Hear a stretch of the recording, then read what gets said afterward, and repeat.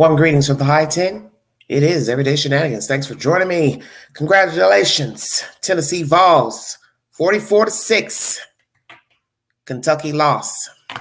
Thank you for joining me. Great game. This is a two-part live pertaining to Debbie Collier. The case is up in the air pertaining to her death, once deemed a targeted homicide, now accident or suicide. Her son has been ranting via Facebook and the Habersham Police Department. I'm going to discuss the rant. Feel free to give me your opinion pertaining to what in the hell is going on down there. And then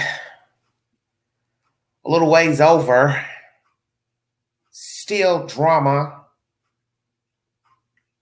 with the Quentin Simon case. The FBI is not interested in what you're talking about pertaining to Quentin Simon.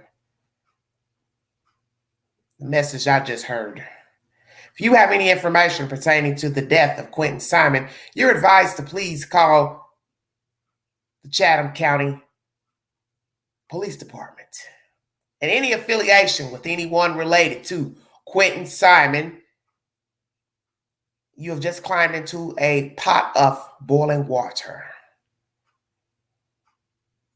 Because common sense will tell anybody lucid, if they had any information to what actually happened to the child, they would have already called the police department, FBI,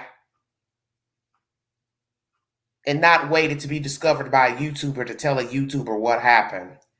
Next story. Thank you all so much for joining me.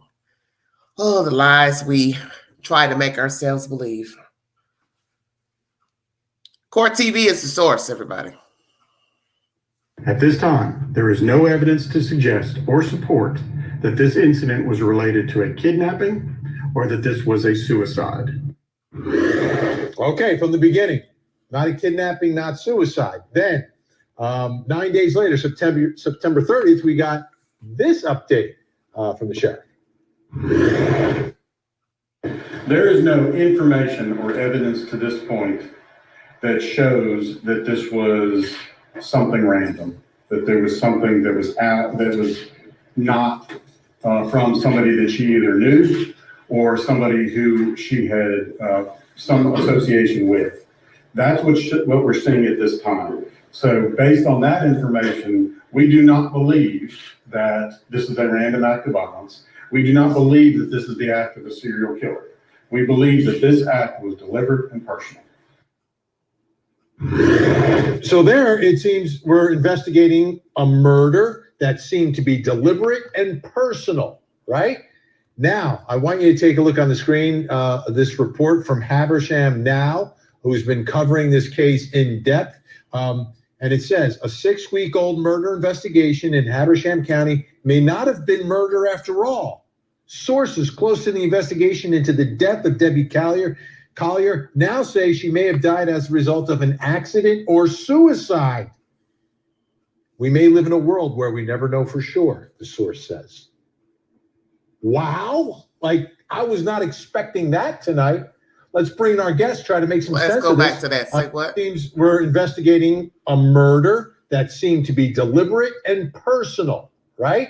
Now, I want you to take a look on the screen, this report from Habersham Now, who's been covering this case in depth. And it says, a 6-week-old murder investigation in Habersham County may not have been murder after all. Sources close to the investigation into the death of Debbie Collier now say she may have died as a result of an accident or suicide. We may live. How in the world could you not know if she died accidentally? Do you have the results from the autopsy? Because now this is getting ridiculous. Sources close to what does it say?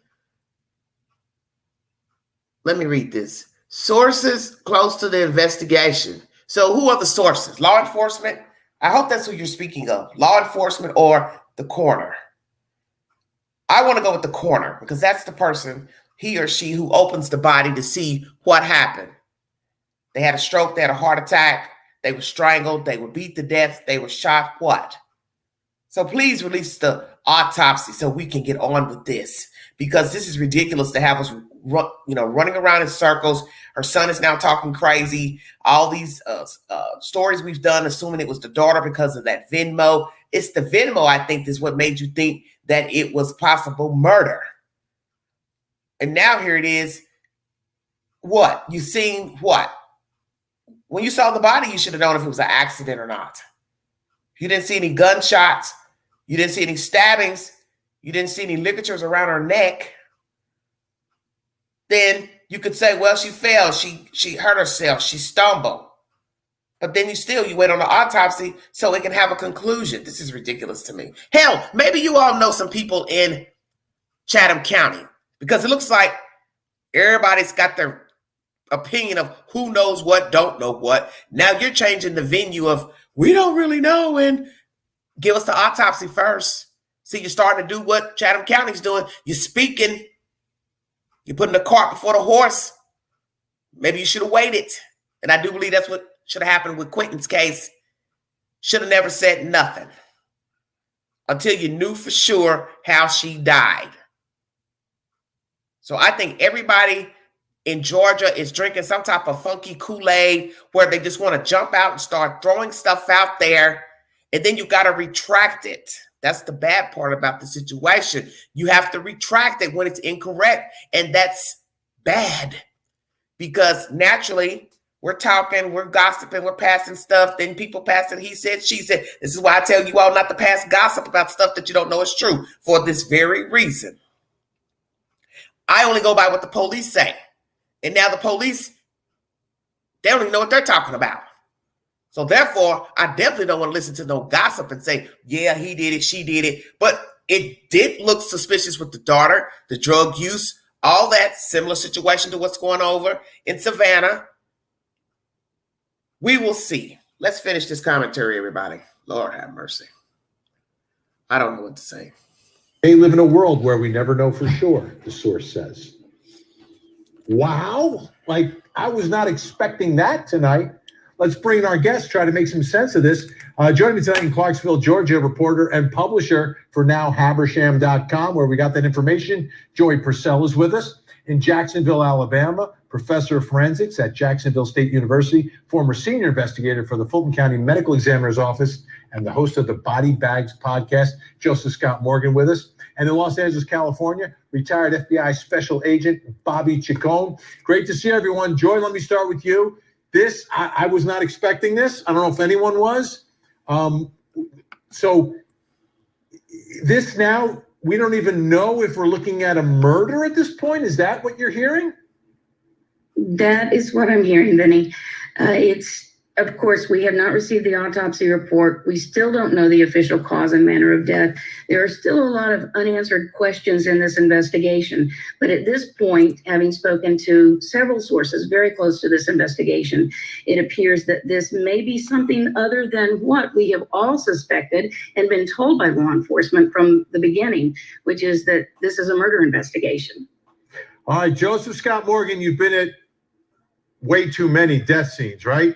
But I want you to take a look at this. This is from the Habersham County Sheriff's Office. Let's remind everyone about the scene here of Debbie's death. Habersham County Sheriff's Office K-9 unit responded to the scene and initiated a search. The search resulted in locating a red tote bag, partially burnt blue tarp, and eventually the victim's partially nude and burnt body grasping a small tree down a ravine. The victim was deceased. Joseph Scott Morgan, remembering that, and now understanding that this investigation is taking an unexpected turn, how do we make sense of this? What's going on? Well, the problem is that we still are absent an autopsy report and a tox report at this time. And Vinny, it's not like this was done in a vacuum. They were both done, both of these tests. Well, the examination and the testing are both done by the GBI. It's literally one section is across the building complex from the other.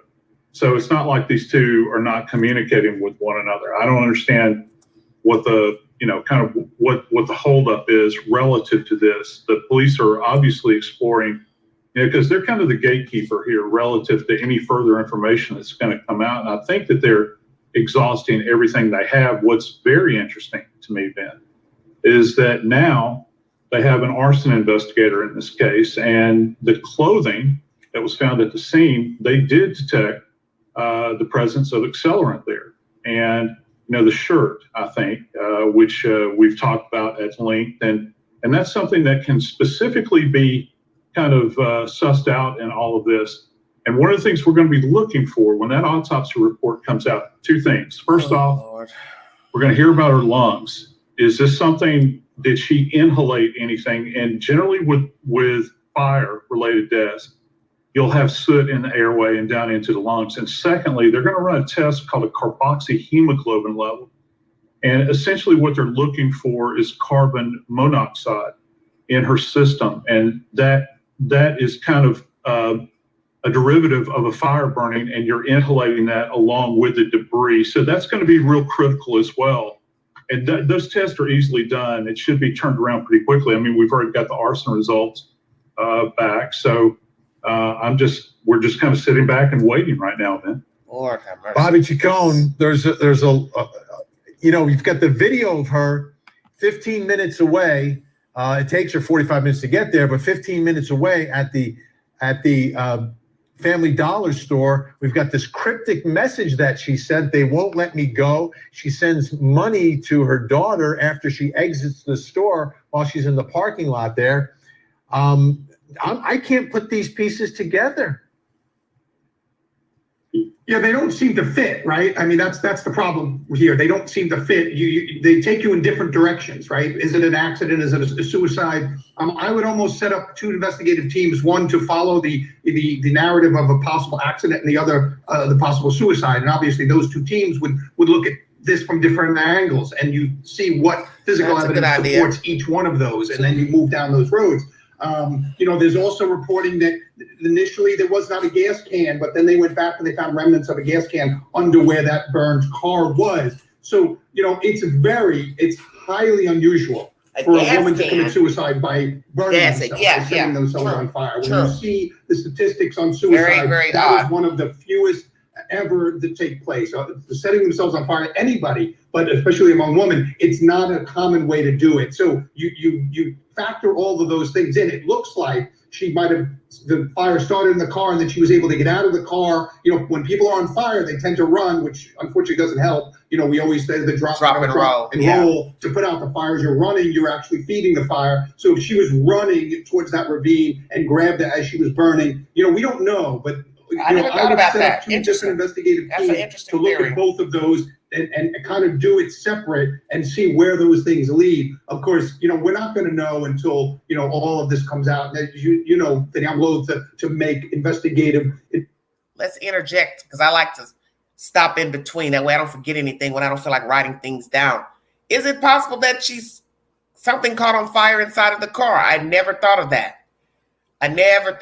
Because what I told myself is, the only way I could think that somebody actually was trying to do something to her is they were already in the car when she came out the dollar store and made her go drive over to the forest. But the odd thing about that is, while she's sitting in the car, if you're counting the clock down, why would I be sending money to my child when I have maybe a gun to my head or a knife to my head? Doesn't sound right. Because the Venmo was saying while she was in the car. So this is why now nothing adds up. He said burnt car. Heard that's the first time I've heard that. Yeah, I could have sworn he just said that something was under the car. Let's go back to that and replay it. That's not to spread any rumors. Hold on. Information available. That is one of the fewest ever to take place. Setting themselves on fire, anybody, but especially among women, it's not a common way to do it. So you factor all of those things in. It looks like she might have, the fire started in the car and then she was able to get out of the car. When people are on fire, they tend to run, which the possible suicide. And obviously those two teams would look at this from different angles, and you see what physical evidence supports each one of those, and then you move down those roads. There's also reporting that initially there was not a gas can, but then they went back and they found remnants of a gas can under where that burned car was. So, Burn car. That's it's what he highly said. Burn car. Wow. This is the first time I've heard that something was happening to the car. This is strange. Well, what are we dealing with here? Because now I'm almost starting to wonder if I should feel bad for all the things we said about the daughter or not. Everybody was just trying to decide who was involved, who did something, who could have paid somebody to do it. The husband was at work. As we know, you can always hire somebody to trail somebody. Why was she even up there? You've yet to tell us that, what she was doing up there. And two, just because a person has on Georgia Bulldog sportswear, that doesn't mean that they were going to a game or tailgating. You don't know where she was going. She could have just been out and had a Bulldog shirt on. We here in Tennessee, we wear Tennessee Vols shirts and we don't go to the game. So that doesn't have anything to do with it because you don't even know where she was going. That's why you need to reveal the autopsy. 6 weeks now, please. Just give us the autopsy because this is ridiculous. So now we're going from accident to suicide to now you're mentioning this guy here. I hope this is true what he's saying. Remnants of a burnt can under a burnt car. What the hell are you all talking about? My head hurts. My head has hurt since this morning talking about Quentin Simon, and now I feel another one coming on about Debbie Collier. Because now we're getting ready to go around the mulberry bush with this new information about the car. I cannot believe you all would let a month and a half go by and you're just now mentioning something was done to her car. So a gas can. So what am I supposed to believe? She tried to set her car on fire? The car didn't look like it was on fire. If I remember seeing pictures of the car at the scene, the truck, the van, or whatever it was, what are you all talking about? A gas can. So what are you saying? She tried to set her own van on fire? Well, how would her van get on fire underneath? So what? The fire came through the car? She's going to set herself on fire. I'm like, Vinny, that's a terrible death. Or did the other guy see it? I don't know. I'm getting confused. That's a terrible death. And that's very rare, yes, to set your own self on fire. That is something people do in third world countries. Strap bombs to themselves, set themselves on fire, douse themselves with gasoline, or people douse other people with gasoline. And the only time people set your cars on fire is usually you're in it, already dead. As to hide evidence. They kill you in your home and they set you on fire as to hide evidence and manner of death. And that's the thing people don't understand about killing people and then setting them on fire or setting the house on fire. The fire department is going to come in and do an investigation about the fire. The body is then going to be sent to the coroner to see if, once again, as you just said here, soot is in the lungs to show that they died in the fire while alive and still breathing. Or dead. And then they can determine how you died. If you were alive first before the fire or you were dead after. That's where the soot in the lungs comes in. Soot in your lungs, you were immersed in the fire. This is wicked. I don't know where to take this. Thank you for joining me. Unusual for a woman to commit suicide by burning themselves, by setting themselves on fire. When you see the statistics on suicide, that is one of the fewest ever that take place. Setting themselves on fire, anybody, but especially among women, it's not a common way to do it. So you factor all of those things in. It looks like she might have, the fire started in the car and then she was able to get out of the car. You know, when people are on fire, they tend to run, which unfortunately doesn't help. You know, we always say the drop and roll to put out the fires. You're running, you're actually feeding the fire. So if she was running towards that ravine and grabbed it as she was burning, you know, we don't know, but you know, I would set up 2 different investigative teams to look at both of those and kind of do it separate and see where those things lead. Of course, you know, we're not going to know until, you know, all of this comes out. You know, that I'm loath to make investigative. I don't see anywhere where the van is on fire. I'm looking at the van. It seems like the investigation I don't see nothing going in a lot of different ways, and it is. We don't have a narrative Later on in a trial, you'll hear the narrative. But Car in the doesn't early look stages of an burned. investigation, What they're we have to talking go about. in every different direction that it takes us. So sometimes it looks disheveled, but that's the nature of the process. And so we have to kind of follow all these things. That's why you heard 2 weeks ago that this may have been a murder investigation, and now you're hearing it's something else, because different things develop early in the early stage of an investigation. Doesn't mean they're not doing their job. Doesn't mean they don't know what they're doing. It just means that these things are a mystery, and you have to suss out each one as it comes up. We know certain things. Doc is really good at as doing the science of it, but then there's the other things of it. I would be investigating whether she had any mental health issues in the past. Did she see a counselor, a therapist? Because that cryptic message, I'm not saying that she heard voices. I'm saying she's referring to somebody when she says, they won't let me go. Who's the they that she's referring to? And did she ever have issues like that in the past? Big part of all this. All right, our guests are staying with us. Lord. We're going to talk more about this when we come back. Don't go anywhere. Exactly. Who are the they? Great points. She could be mentally ill, schizophrenic. Many schizophrenics are not diagnosed until later in life. That is a known fact. Rarely do you hear of children, teenagers being schizophrenic. They don't get diagnosed until they start acting very erratic, doing erratic things, hearing voices. And that's when people usually say, okay, we need to get this person some help. And then they're diagnosed with schizophrenia. Was Debbie Collier schizophrenic? Oh, man, I'm done with this one. This one's got me stumped. Hi,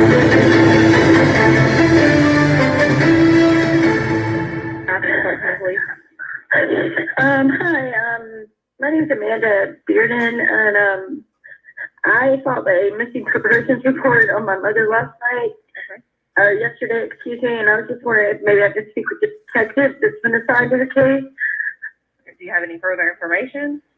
I sure do. Do you want the case number? I have the case number so I can look it up that way. That's Debbie Collier's daughter calling 911 with some additional information after they reported her missing. This is before her mom was found. How about the family? Let's bring back in our guest, Joy Purcell, publisher, reporter, now Habersham.com. Please check it out, folks. A lot of information about this case. Joseph Scott Morgan with us and Bobby Chacon. Joy, how about the family members? Have they all sort of been accounted for that day? Do investigators know what they were doing, where they were, et cetera? Do we know? Well, it's our understanding that the local investigators have pulled back from their investigation of the family members, of course, because Amanda Bearden received the Venmo payment that was attached to that cryptic message. There was a lot of question about her and any potential involvement because of the money that she received. This family's undergone a lot of scrutiny, a lot of intense scrutiny. It's been a very challenging situation for them beyond the loss of their wife, their mother, their grandmother. They're having to undergo the suspicions that have been cast on them. But as I said, it is my understanding, again, speaking through those close to the investigation or with those close to the investigation, that they're pulling back from looking at the family members as potential persons of interest or suspects in this case. There's a key development that has happened since we last spoke, Benny, and there was a question as to the timing of this all. The investigators had narrowed the timeline of when they knew that Debbie Collier was alive between 2:55 p.m. on September 10th and then 3:19 p.m. during those moments when she was seen on surveillance in the Family Dollar store. It was at 3:17 p.m. that Amanda Bearden received the Venmo payment with that chilling message, "They're not going to let me go." We have learned, again, our sources are telling us that through subpoenaed phone records, they have determined that that message was sent from the parking lot of the Family Dollar store in Clayton, Georgia, which is where they know Debbie Collier was up until 3:19 p.m. Well, there you have it. Said in ink. The call came from the car after walking out of the Family Dollar. So that leaves only two conclusions. She had somebody already in the car, Somebody jumped in the car while in the Family Dollar? Or 3, Debbie Collier was hallucinating? Take your pick. Lord have mercy, I'm dead. PM. Apparently, there was also another text message sent from her phone, a simple "I love you" to her son, which didn't go through, but was recovered when they got the records. And then at 3:19 p.m., she exits the parking lot. Her phone goes silent, and approximately 22 hours later, she was Let me go back son, which that message was sent from the parking lot of the Family Dollar store in Clayton, Georgia, which is where they know Debbie Collier was up until 3:19 p.m. Apparently, there was also another text message sent from her phone, a simple "I love you" to her son, which didn't go through, but was recovered when they got the records. And then at 3:19 p.m., she exits the parking lot. Her phone goes silent, and approximately 22 hours later, she was found dead in the woods about 12 miles away. Okay. Oh my goodness. 3:19, last known connection to the world. You say she sent her son a text, but he never received it, but it was recovered. So what happened when she sent the text, "I love you"? So did she send the text at what? 3:19, 3:18 and a half? What are you saying? All of this is strange. Almost like this is planned by Debbie Collier. Now that I sit here and listen to this mess. Venmo sent to the daughter after leaving Family Dollar. Now you're telling us she sent the message to her son saying she loved him. I think it's so interesting. We're now hearing that because obviously it was just recovered when they did the dump of the phone. Okay. So now let's put it together. 2 messages before the phone shuts off, which would lead us to believe that she shut it off or somebody cut off the phone. And then she drives to this location. Was she forced to drive? What in God's name? This is making my head hurt. Wow. It is not to be mean, but it just seems like there's always something. You could look at your own life and think, dear God, my life is boring. It gets a little hectic sometimes. Jesus Christ, what am I doing fooling with these knuckleheads over here? And then you get a case like this and you realize, I don't have any problems. I don't have any problems. I may be talking to knucklehead number 1. I'm fooling with a knucklehead over here, but I can walk away. Hell, after you listen to these stories, you should walk away from these people. Don't call them. Don't text them. Just be to yourself. Lonely way to live. But when we see the dynamics of people's relationships, and then you hear, poof, they're gone, they're missing, they're dead, they're murdered, you start backtracking. What happened? Why'd they do it? What was going on? Then here comes the rumors. They said she was over here. He said she was over there. And there starts your problems. I don't know what to say about this. Away. All right, we have about a minute left. Based on this information, Joseph Scott Morgan, what does it have you thinking right now?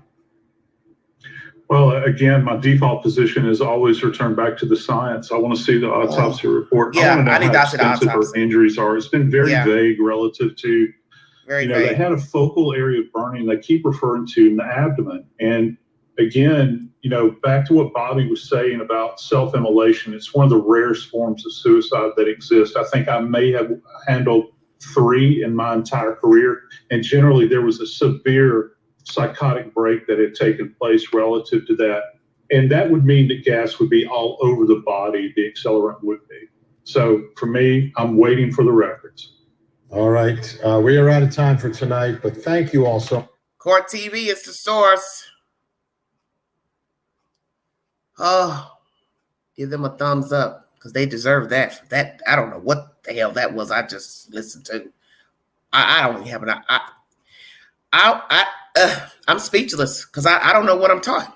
I don't know what I just heard. Then you say the car had remnants of a gas can underneath.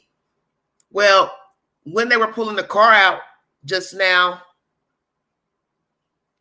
I didn't see that anything was burned. The sides weren't burned.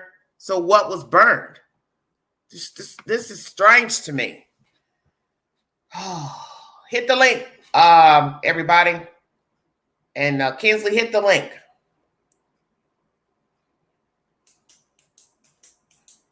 Because I got to read something pertaining to the Sun, pertaining to this investigation. I don't know what to think about nothing that they've said now. Because now you're introducing remnants of a gas can. I couldn't see to the left side of the car, which would be the driver's side, that there was anything burnt on the side of the van that you just hauled on the truck on the record.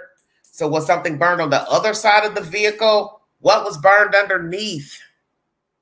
What is a gas can, remnants of a gas can doing under her car?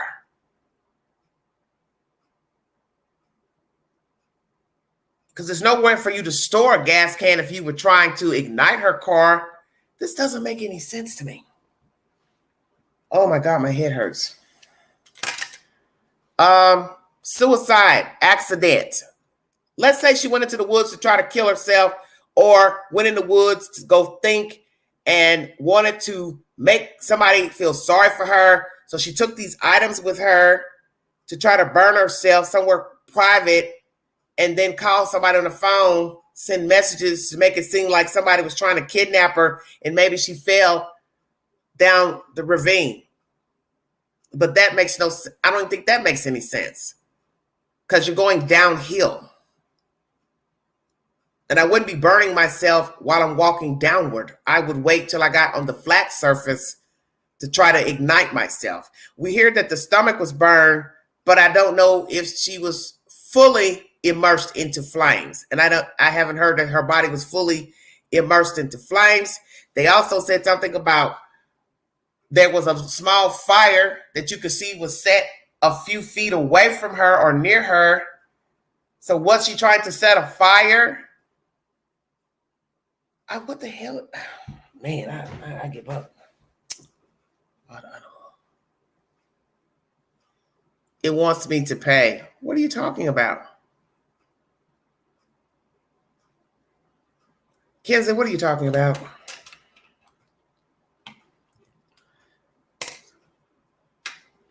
Dixie, please stop. I just caught that comment.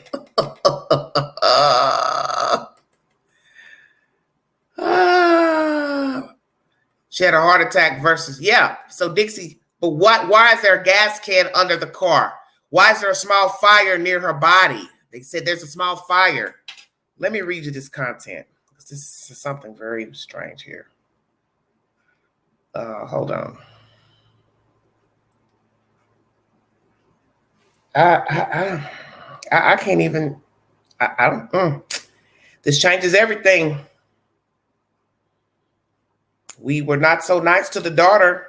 Imagine that. All the things we said about her and her boyfriend. She's a junkie, this and that. Using the mother, perhaps. Using the boyfriend. He keeps staying with her. And she didn't do anything to her mother. She didn't follow her mother. She didn't set her mother up. She didn't kill her mother. Imagine that. Well, that's what I said too. Either she was ill and wanted to make it look like she was harming herself for attention, or she went out there to think, be by herself. She was doing something with the pilot lighter, because I think she bought a pilot lighter along with the tarp, the bag, and something else. But what do you need those things for? And who goes camping alone? I don't know. Oh, Lord of mercy. What's the problem? It wants me to pay $59 to join StreamYard. And I don't know how to do all that at this You time. have never had to pay to get on the StreamYard. I know. And the link, when you click it now, it doesn't look like it used to. Well, maybe they changed it, sweetheart.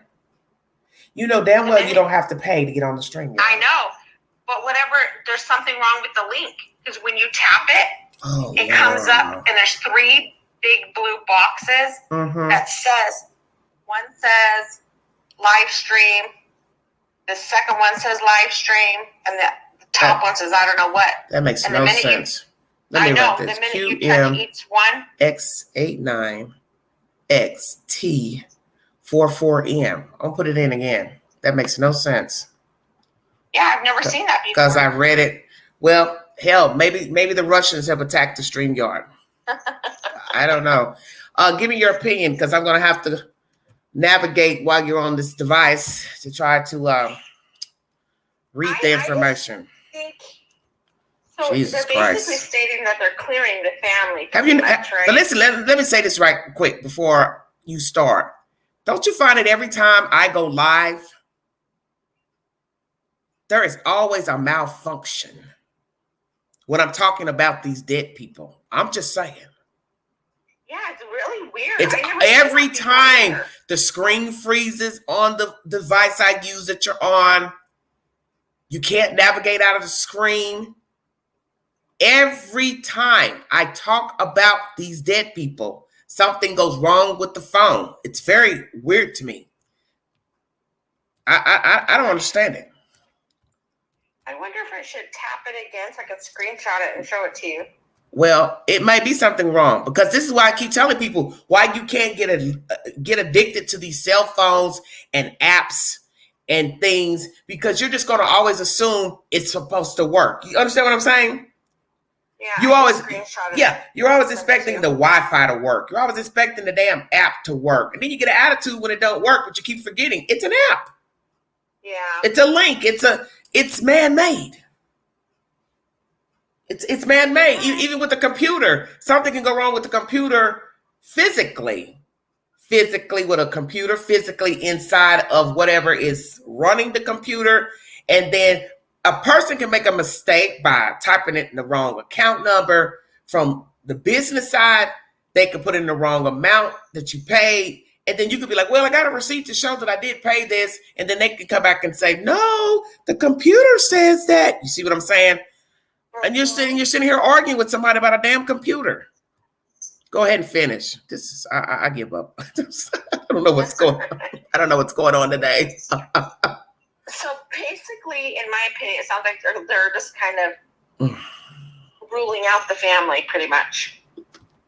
They're stating that. Well, they say they don't have anything. Yeah, they don't have anything. And yes, that Venmo was spent from the parking lot. I don't remember how much it was. How do you know off the top of your head? It's almost 3,000, 34 something, 24 something, 24.85, I think. That's a very strange amount for number one.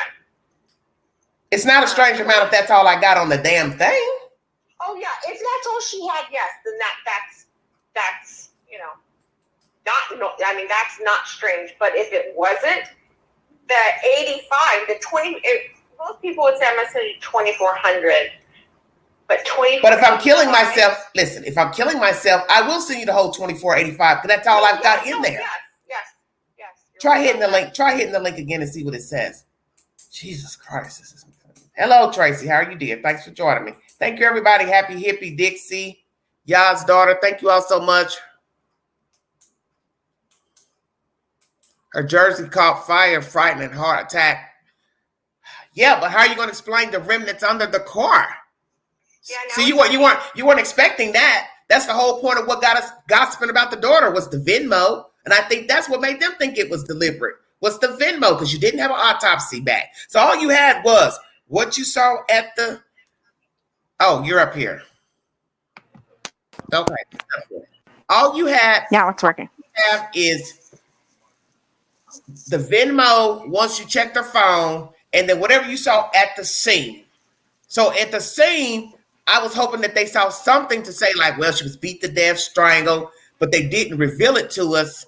So I don't know. None of it makes sense anymore. They found a gas can under the car. So does that mean she was, well, okay, let's just say let's just say she didn't kill herself. Let me tell you something. This is more stupid than the Venmo. What they're telling us right now. Yeah, because so let's say that someone's gonna kill her. She's in the car. They get out. They light it on fire, and they toss the gas can under the car, or they throw it and it rolls under the car. At the force, though. At the force. Yeah. But guess what? Here we go with this same analogy. How the hell did you get out of there? You waited on an Uber? Now imagine an Uber pulls up. What are you doing out here? Is that your car? Now you're seen with the car. See? Yeah, none of it makes any sense. Exactly. None of it. You can't even put this shit together. It's worse than a game of chess or Twister. Because I already said that to everybody in the beginning. Make me understand why I'm going to carjack you, kidnap you, and then go park your car in the middle of nowhere, kill you, walk back up the ravine, and don't take your car somewhere back to where the hell I live and dump your car. Because I'm not hitchhiking out the damn interstate after murdering you. I got to be able to get out of there. Yeah. This shit's bizarre. That's what leads me to think that it was either set up, somebody followed her, or she did this to herself. But to do it, like, is it even really feasible to do that to yourself? I think she tried to set it up for attention. Yes. And then something went wrong. Yep. I'm thinking you're exactly right when you said that. I got it. Oh, I got it. It's a setup. I want to kill myself, or I want to set it up to look like somebody's trying to hurt me. I take everything out. I douse myself with the accelerant. I throw the gas can under the car before going down to the ravine. Oh, come on with it, Queen. Yeah. I go down to the ravine, and then whatever happens from there happens. She threw the gas can under there herself. Oh, my God, I'm about to pass out.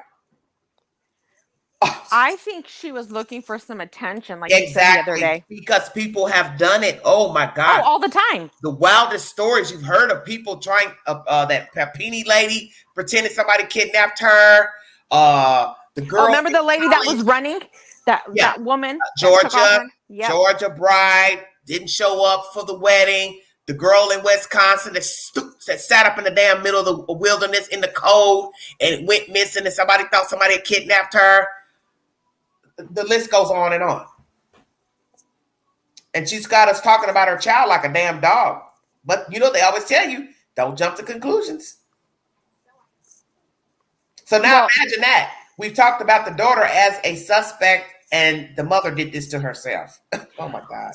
Well, you know, we talk about the daughter like that, you know. We throw her under the bus and chop her up and spit her out. We chopped her up. Some of us, I will own my part. I chopped her up because hearing all these stories of her, you know, the drugs, and and we got all that from the boyfriend. See, that goes back to what I keep telling you. When you start coming out and you start talking.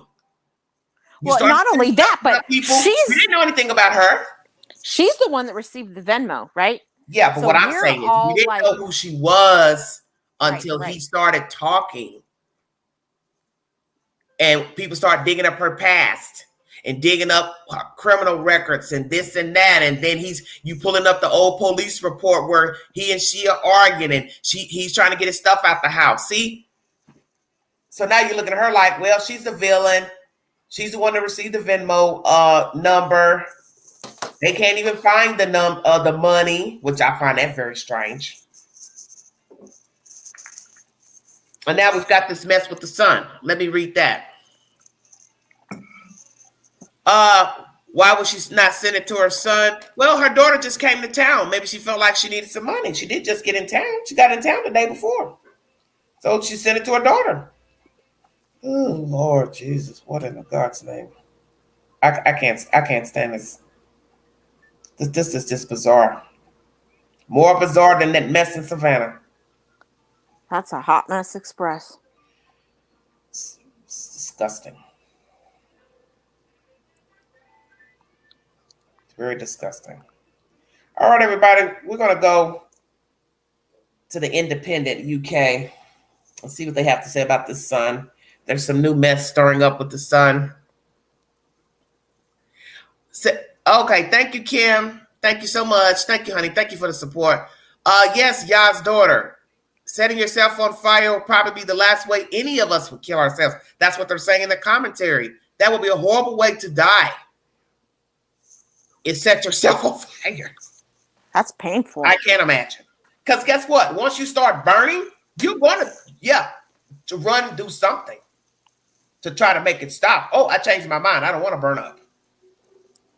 Okay. Debbie Collier, police now say mystery death may not be homicide as son lashes out at snickering sheriff. Habersham County Sheriff Office, Colonel Murray Kogot, says investigators are close to a breakthrough. Let's see. What we got here? I can't even hear it.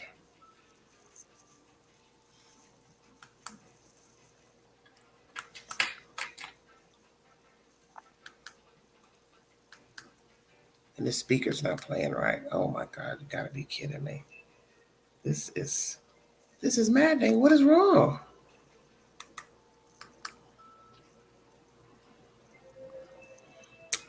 Duh, turn the volume up crazy. I got too many things going. Still not playing. I don't hear the volume. What is wrong with the volume? This is weird. The volume won't play. Okay, you know what? Let me start over. Because this is, I told you. Bluetooth connected. Usually I could get this. This is her car driving northbound on. Developing out of Habersham County, investigators have an update in a Georgia mother's disturbing death. She was found partially clothed and burned in a heavily wooded area more than 50 miles from her home. Fox 5's Kevin Stewart has more on this disturbing case. Yeah, this morning was the first time that reporters got to talk to investigators first face-to-face and ask them more specific questions. And I can tell you that they are trying to scour the entire region, looking for pictures and video, trying to connect the dots and trace Debbie Collier's movements. And to that end, I want to show you this video. It's actually a snapshot that was just released this morning, the day before she was found dead. This is her car driving northbound on Georgia 15 around 2:15 on September 10th. That would be in the direction of the Clayton family dollar. That's where she was last seen alive. This afternoon, investigators say they will release a new video which shows her leaving the family dollar and sitting inside her car for about 10 minutes until about 3:20. Keep in mind, it was about that time Collier's daughter said she received money from Collier through Venmo and a note saying, quote, "They are not going to let me go. Love you." It was at 3:19 because we see her in that vehicle leaving the parking lot, heading southbound on Georgia 15. There is no information or evidence to this point that shows that this was something random, that there was something that was out, that was not from somebody that she either knew or somebody who she had some association with. Now, we may be weeks out from getting an autopsy and finding out how she was killed, but investigators insist this was not a suicide. They believe this is a homicide. They said they're not backing off of that. We'll get into that coming up at 4 o'clock. But for now, we're live in Clarksville. Kevin Stewart, Fox 5 News. Okay, let's read this. The mystery surrounding the death of Debbie Collier has taken yet another bizarre turn. Hold on, let me turn this speaker thing off.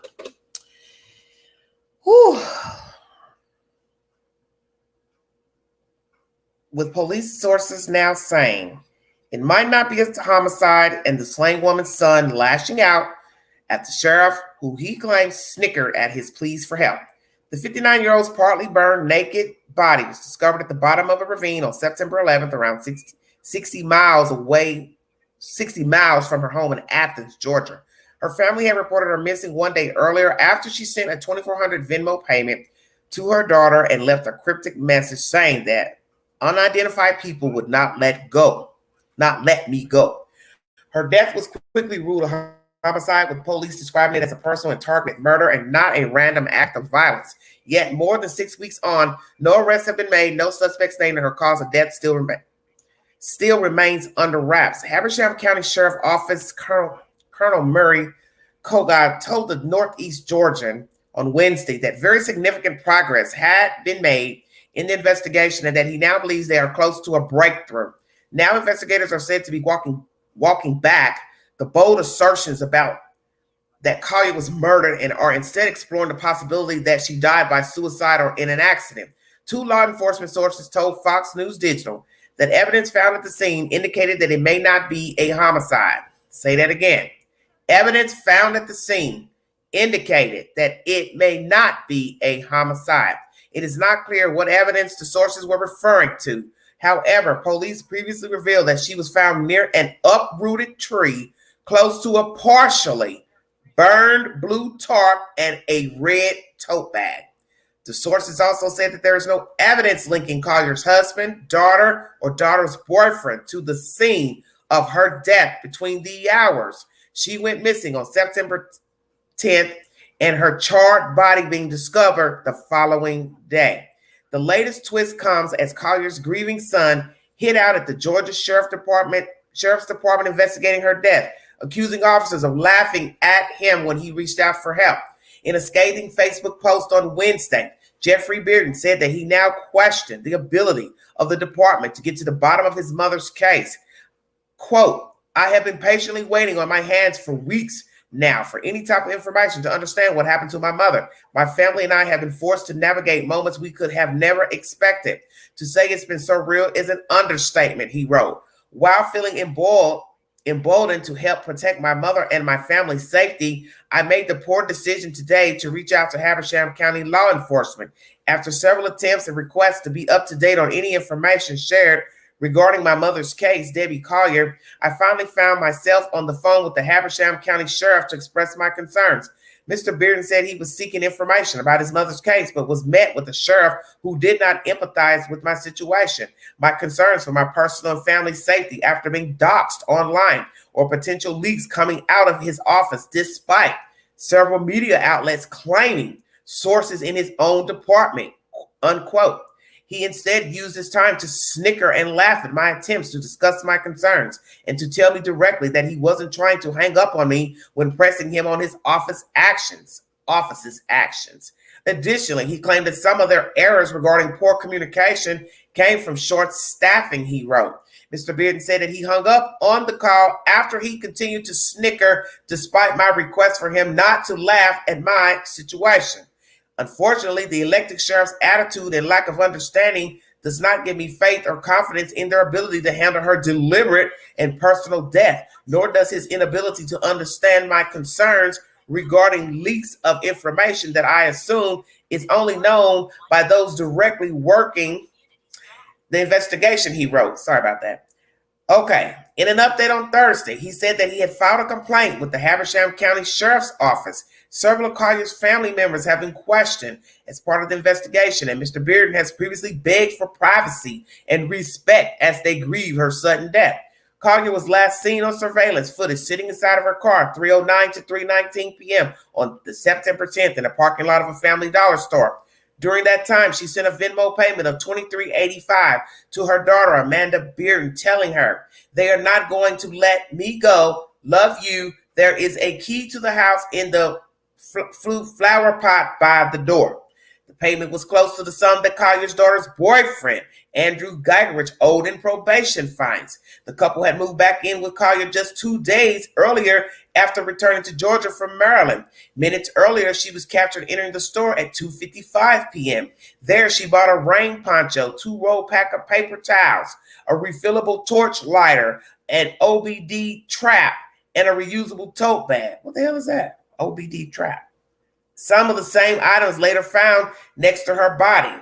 Let's go over those again. Rain poncho, 2-roll pack of paper towels, a refillable torch lighter, and an OBD trap and reusable tote bag. So the trap must be the tarp. I don't know. Miss Bearden initially told investigators that her mother had left her purse and phone at home, according to an incident report. However, Collier was spotted carrying her purse. in the footage from the discount store. Her purse and her phone were also found at the site where her body was found. Law enforcement sources told Fox that she also visited a Chick-fil-A restaurant before heading to the dollar store. That's what I wanted to know because the other article didn't read that properly. So she did go to a Chick-fil-A before the dollar store. Her Chrysler Pacifica had been spotted on traffic cameras driving toward the store. Police said the Collier died sometime between 3:19 on September 10th when she left the dollar store in her car and 12:44 p.m. September 11th when law enforcement found her body in the ravine after spotting her vehicle close by. The 59-year-old was naked, laying on her back. Wait a minute. Okay. Oh, Lord have mercy. Wait a minute. Wait. Now she's naked. Okay. Naked, laying on her back and grasping a small tree with her right hand, according to an incident report. Her stomach had been badly burned, and she was lying just a few feet from the site of a small fire. I can't do this. This is insane to me. An unfired bullet was also found at the scene. Toxicology results have not been released, but authorities previously told the Daily Beast that the incident is believed to be drug-related. Hot damn. Did you hear that? Kinsley, unmute your mic. Yes, I heard that. Oh my God, I gotta hurry up and read this. In yet another twist, it emerged that Collier had been involved in a car accident 1 month before her death with a man who was out on parole. The man had reportedly begged her not to call the police, but the incident as driving was a violation of his parole. The Independent has reached out to Habersham County Sheriff's Office for further details about the latest development in the case. Oh my God, somebody, I'm drowning. Where do I start? Okay. Naked is crazy. Okay, let me start with the son. Then I'll work my way down to Debbie. The son.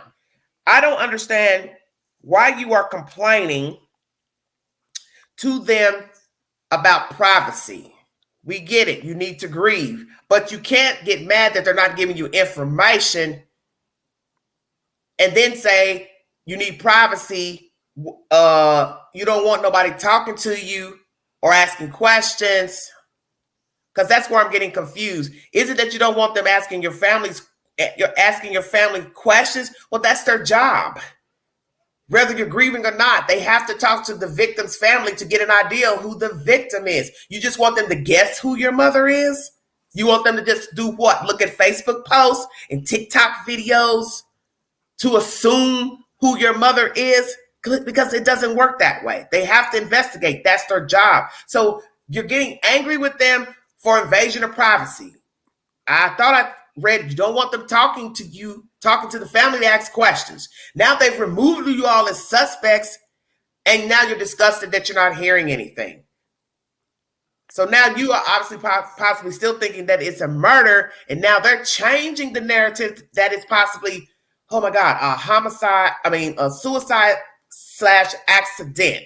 We now get new information in this article and the court TV that a gas can thrown underneath, small fire near the body, bullet round near the body, stomach badly burned, items near the scene of the crime, a tarp partially burned. What else am I leaving out? And her holding on to a tree at death. 8 before the Dollar General store visit, sent a Venmo while sitting in the car outside of the Dollar General. No proof that no one carjacked or jumped in the car, because naturally we don't know if there's no cameras to show who was out at her car, standing by her car. But that goes to if somebody else was in the car, either rode with her or jumped in the car and held her against her wheel, how are you going to explain how they got from the scene of the crime from the force? That person would have to be able to get out of the force. And what fool is going to walk from the force when they have a whole vehicle that they could leave in?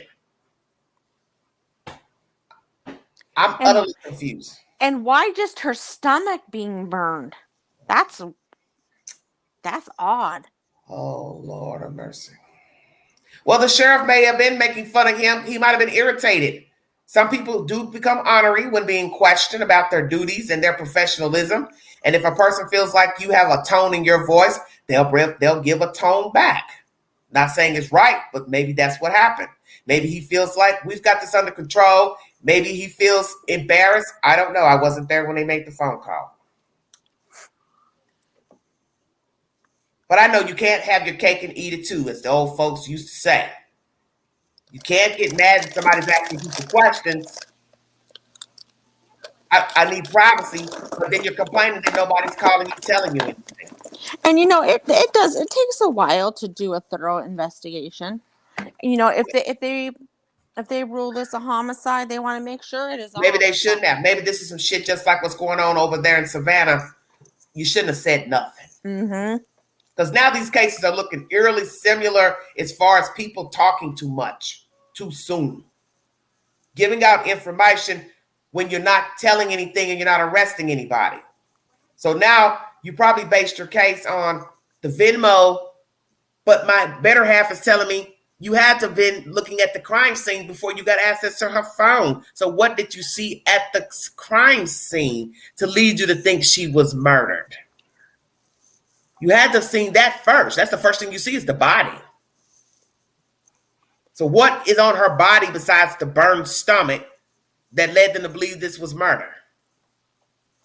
And you know what's going to be even crazier is if she was murdered, I wonder if she was like sexually assaulted. Well, you know what that's I mean? why we got to get the autopsy, because I'm like the guy on Court TV. I think everything will fall into place once the coroner releases everything he found or she found with her. You know, did she have drugs in her system? If so, what kind? Well,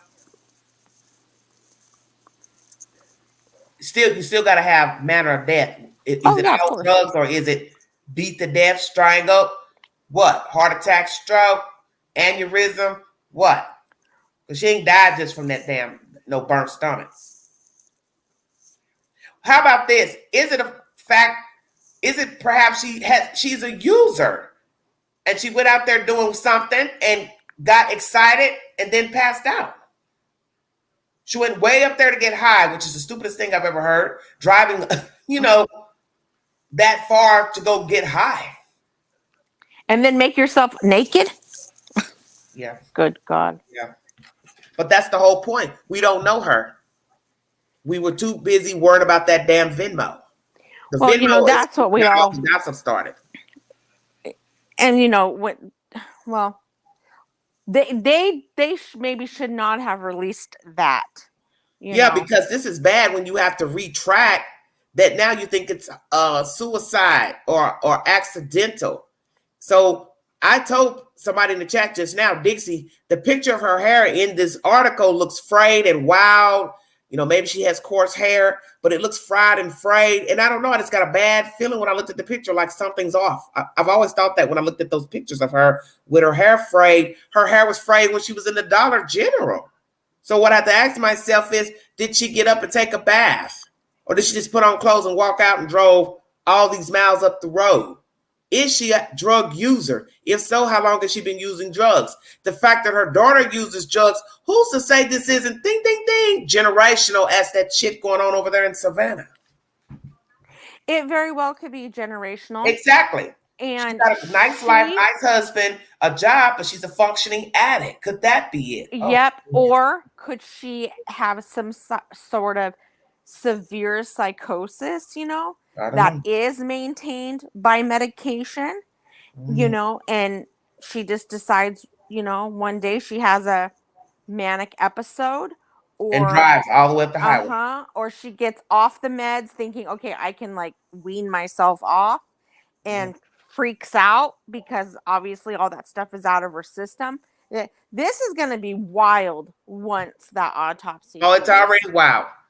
Because I'm going to be honest with you. I don't think I've ever said this during a live pertaining to Debbie Collier. Something was off to me walking in the Dollar General. Everybody keeps saying she looked okay. You can't say she looked okay because you're looking at the top of her head from a camera.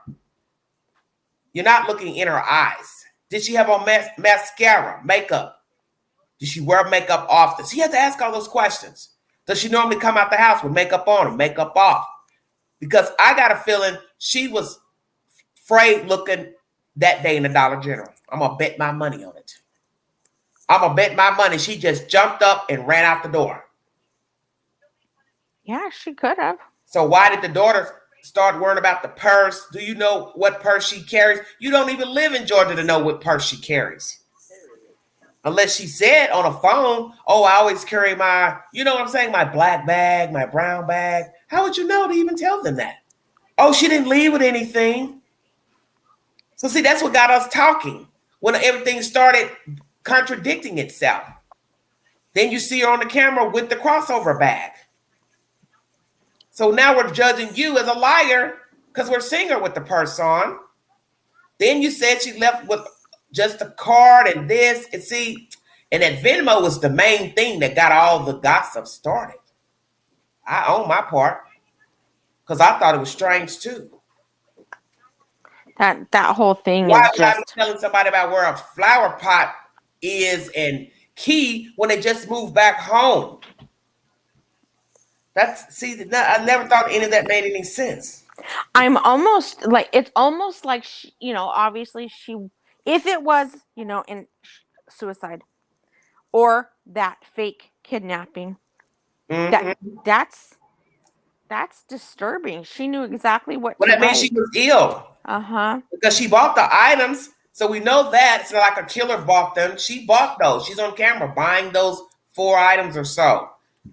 So now you're saying what? She bought them to set herself on fire, something to help ignite herself? Hell yeah. Hell yeah. I mean, if I said that earlier. She's seen in there buying that stuff herself. Then that's like her saying, hey, I'm going to go and do something with this. Yeah, I'm going to ignite myself. The only part that throws you off is the Venmo and the text message, and you can't see who could have been in the car already versus somebody jumping in the car while she's in the store. If she's erratic, crazy, maybe she didn't damn lock her door. I don't know. But okay, so let's just say nobody's in that car. Let's just say nobody's in the car. Let's say someone is in the car and they're hiding. I would have walked in. I still don't see how you can hide in that. Because those doors got slide doors. That door opens all the way out on the passenger side. You'd still be dangling your legs. I don't see it. You'd have to hurry up and jump in and go all the way to the back row. Yeah, that's what I'm saying. I don't. Too much. I mean, okay, if somebody was in that car and she goes into that store to buy those items, yeah, and someone tells you to go in there and buy these items, yeah, the first thing I'm gonna say, if nobody's behind me, if that one of them kidnappers is not behind me, is call 911. I'm being. See, that's why I said that's why it doesn't make any sense because, like I think she did this. Who's going to give you the phone when they're with you with your purse and your money and debit cards? I don't need you to send the money. I'm here with you and the money. I'm here with you and the Venmo. So why is she sending the Venmo to somebody else if she was kidnapped? The kidnapper would be saying, "Give me the whole card." Damn, this is. I'm thinking. I'm leaning more towards she. And imagine if we find out she did kill herself. Or she tried to kill herself and accidentally hurt herself. Let's say she was trying to set it up like somebody was harming her. And then she accidentally caught on fire, had a heart attack, whatever. How bad is that going to be for them to get that information when they're thinking she was murdered? Because they're going off what the damn chief said. They're gonna be really distraught if that is what happened. Her kids are going to be floored. Damn. Well, that's my source. Court TV was the first source pertaining to Debbie Collier. And what is it that you sent?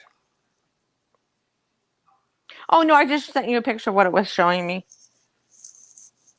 when I was trying to log on.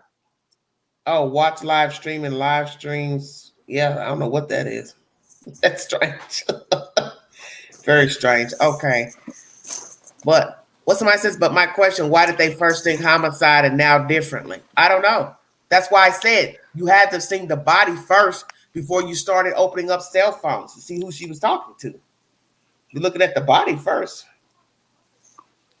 Yeah, I think just based off of the items that were purchased, everyone was just thinking, shit, somebody was hiding and sent her in to buy her own stuff for her own death. But nobody would do that.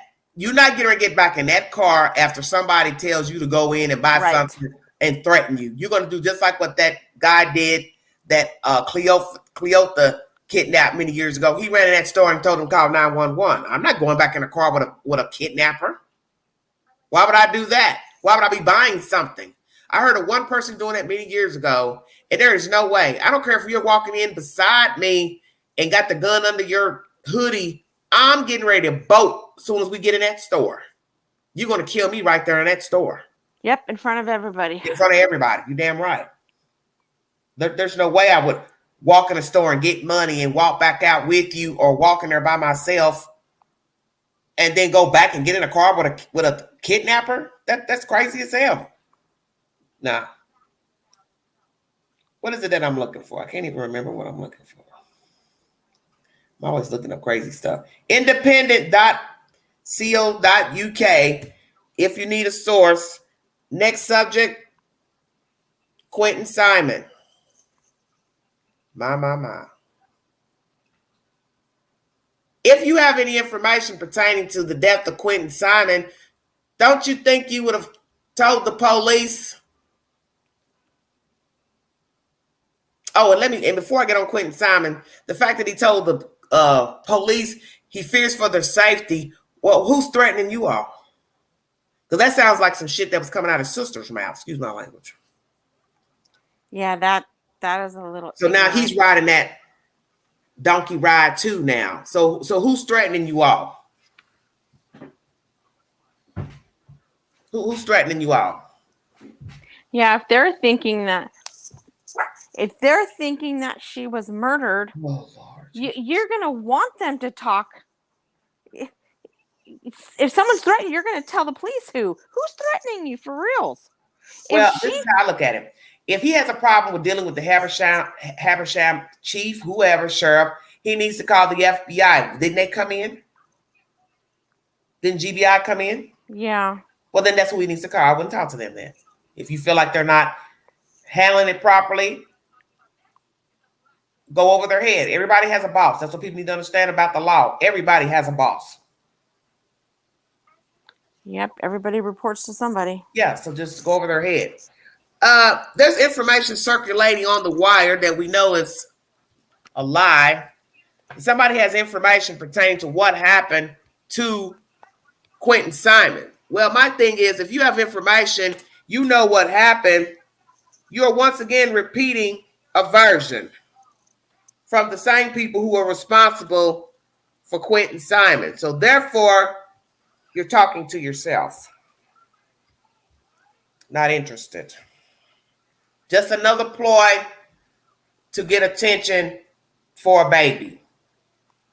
As I put a post up earlier, you need to look at the pictures of the landfill, and maybe some of you will get a grip on the totality of this case and the fact that the child is dead. Whether you believe he's in the landfill or not, because I'm getting kind of tired of hearing he ain't there. Well, he's dead. How about that? You haven't seen him. He hasn't been knocking on the door asking, Mommy, let me in. I'm locked out. So therefore, he's dead. And all these rumors of he ain't there, he's in a lake, he's over here. She took the boyfriend to drop the baby off, and he dropped the baby in the lake, and he stood under some trees. Then she drove to the mobile park to dump some trash as a decoy. That is the craziest thing I've ever heard. Who is going to go through all of that when nobody is supposed to know that you killed your baby? Not a single person. But the point is, nobody knows I'm killing my baby. So why am I using a decoy if nobody knows I've killed the child? Well, not only that, but people, have we seen the FBI or Chatham County searching anywhere else? They would have already got that out with the rumors. Yep. That, they were surrounding a lake. I saw all these law officials and FBI circling a pond, pool, quarry, Just like somebody had to seen them at the landfill and that dumpster bingo card. Well, yeah, that's why they said we have. These are the stupidest people I've ever seen in my life. They have concrete evidence. And if you dumped him. are in affiliation with the people spinning you the web about what happened, you are now a co-conspirator after the fact. You're stating that you know something and you're not taking it to law enforcement. Number one, I don't believe it. You have to be the dumbest person. Yeah, you gotta be the dumbest. CUNT. Oh my gosh. You don't come to any sort of. I know what happened. I know what happened. And it's not my place to say it, but I'm gonna say it in time. Yeah. So you're saying that there's a version that grandma or Leilani told you, and now you're not calling the FBI or Chatham County? Sorry, broad, you're about to get cuffed up. Your damn self. And it don't matter if you're out of the country. Oh, we are in good cahoots with Canada, so therefore extraditing won't be a problem. Nope.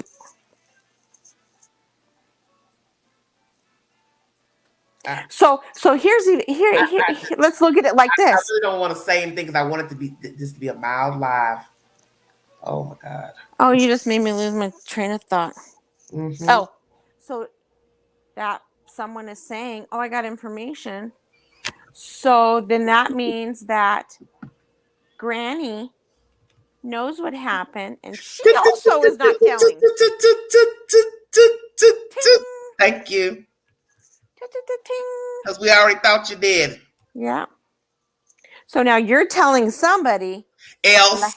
Yep. Allegedly.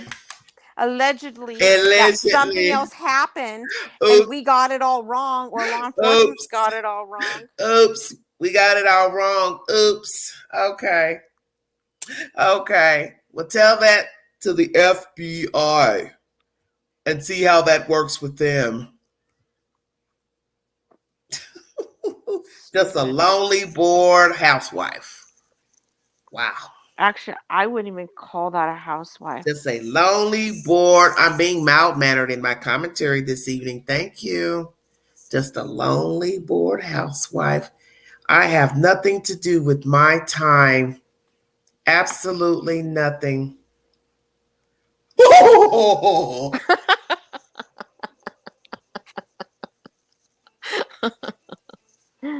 Good God.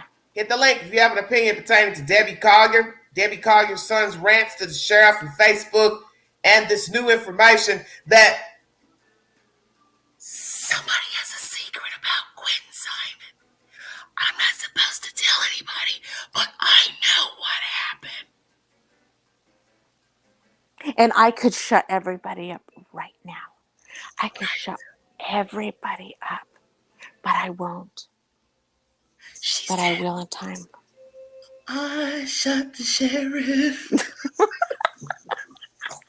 but I didn't shoot the deputy.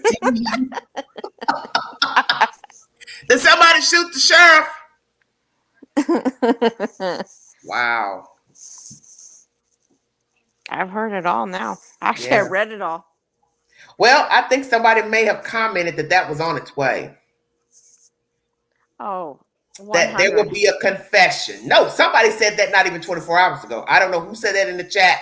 I read that in the chat or somebody else's chat. That is exactly what was said, though. She's going to talk to them, and somebody's going to miraculously, Leilani, confess to her. That was just said yesterday. So shut your mouth. Well, I don't understand why she just... Dixie, I'm not kicking you out of here. I thought you were going to bed, Dixie.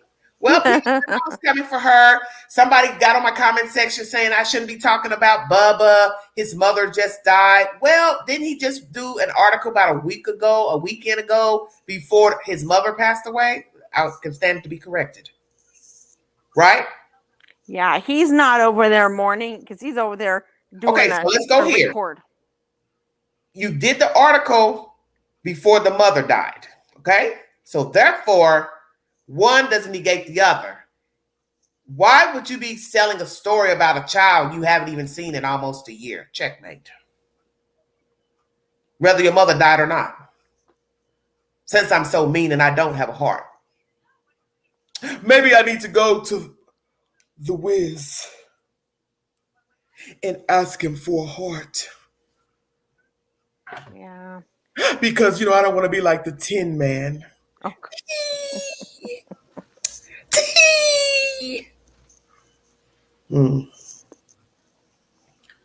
Well, I think it's time for her to stop talking. That is the live I did earlier today. It's out of control now. Yeah.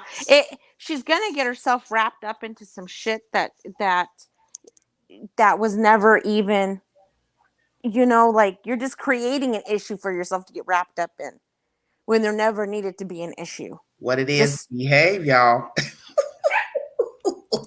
Oh, y'all behave. I'm waiting for the next live. What can you tell us now? You don't want to talk to Court TV. You don't want to talk to the news. You don't want your name mentioned. You don't want your face, but yet you'll show your face on a live stream and you have a public account. You don't even have your settings on private, I don't think. So you do want people to hear what you have to say. Well, you're contradicting yourself. She just needs to zip it. And that would lead one to start to question, why are you doing this? We're talking about the person you don't like, Dixie. Hello, reality. If you have any commentary pertaining to Debbie Collier, her son ranting to the police, he doesn't feel like they are investigating this murder, suicide, accident properly. He feels like he's been made fun of. We have new information pertaining to the scene of the crime. Gas can remnants thrown under the car. Stomach burned badly. Items found at the scene that were bought at the dollar store. Small fire was set. A bullet round was there at the scene. And also the car was mentioned to have been burned. Lord have mercy. And part 2 of this live is pertaining to Quentin Simon. As I said, some of you need to go look at the landfill pictures and reassess your attitude. That the story is about him and nobody else. And that perhaps some of these people who claim to care for him need to go stand at the landfill and watch them shovel up all that debris in search of a baby boy. And maybe your attitude will change. You'll get a reality check on who actually cares about the child. It's those people out there in the field working. Because there is no dollar amount to go shovel shit and dirty diapers and God knows what else is thrown out there in that landfill. There is no dollar amount for that job. They haven't even pled for that little boy. They haven't put up a flyer. Shit, I would be all over every news station. Well, I'm not. What did I keep saying? I'm not putting up nothing because I didn't want them in the first place. No, exactly. And that's that your proof that they're involved, because yes, we do prejudge situations such as this Debbie Collier situation. But I'm going to go out on a limb and say this ain't no Debbie Collier story. This story is its own entity. Somebody in that house hurt that baby. And the fact that you never spoke for your child day one, refused to talk to the news, give a story, a plea. You only came to the news 3 weeks later. You do not care for your child, and you are the culprit that got him gone. And the sheriff, police, whomever, FBI, they have something on you. Now, it will be interesting if this is a Debbie Collier scenario where they flip the switch and say they made a mistake. Good God. But the point is, he's still in that dump or something. Well, I believe he's there. I believe they have something. They just haven't said what the evidence is. But I think we can use discretion that Dogs led them there. Cadaver dogs led them to the landfill. Before that, the dumpster, surveillance, possible eyewitness, and possible another co-conspirator told on her. And they haven't even given her car back. And I think, I don't know if it was Granny or Leilani that said that they're never going to find him in there. What the hell does that mean? Who said she said that? I seen it. I read it somewhere. Ginger. I got to find it. She says they're never going to find him in there. So it could be taken as, what if he's not in there? But see, that's why you're listening to gossip. That's why I keep trying to tell everybody. You're listening to a person that never cared for a child. So why would I believe anything that they told somebody else to tell the public? You've already gave 4 different versions. So why would that version make more sense than Bubba took the kid? The child wandered off. Oh, somebody came and kidnapped the baby that wanted a baby. Yeah, and then she didn't know why all the versions are no different. They wouldn't have requested an additional $250,000 to pay for these people to continue to search if they didn't have next to solid. That's what I'm saying. I'm not going to sit here and listen to somebody give me a cockamamie story about I know what happened and then they use the messenger to go to the same person. You're just running out of rope is what's going on. You're running out of rope. Because you keep changing it every week, something new. And yet you're still not the mouthpiece speaking it to the news or to the public, not even a Facebook Live or a TikTok Live. Just your mother, the one that's supposed to be responsible for your children. Shameful. Has it been confirmed that wet clothes Quentin was wearing that day were found in a neighbor's trash can? Reality, that is somebody's gossip. Yeah, I haven't heard that. I definitely did not hear the chief say that. Law officials have not come forward with any new information pertaining to Quentin Simon. So we'll probably get it. Somebody is either making that up because who would tell that? But somebody that had something to do with it.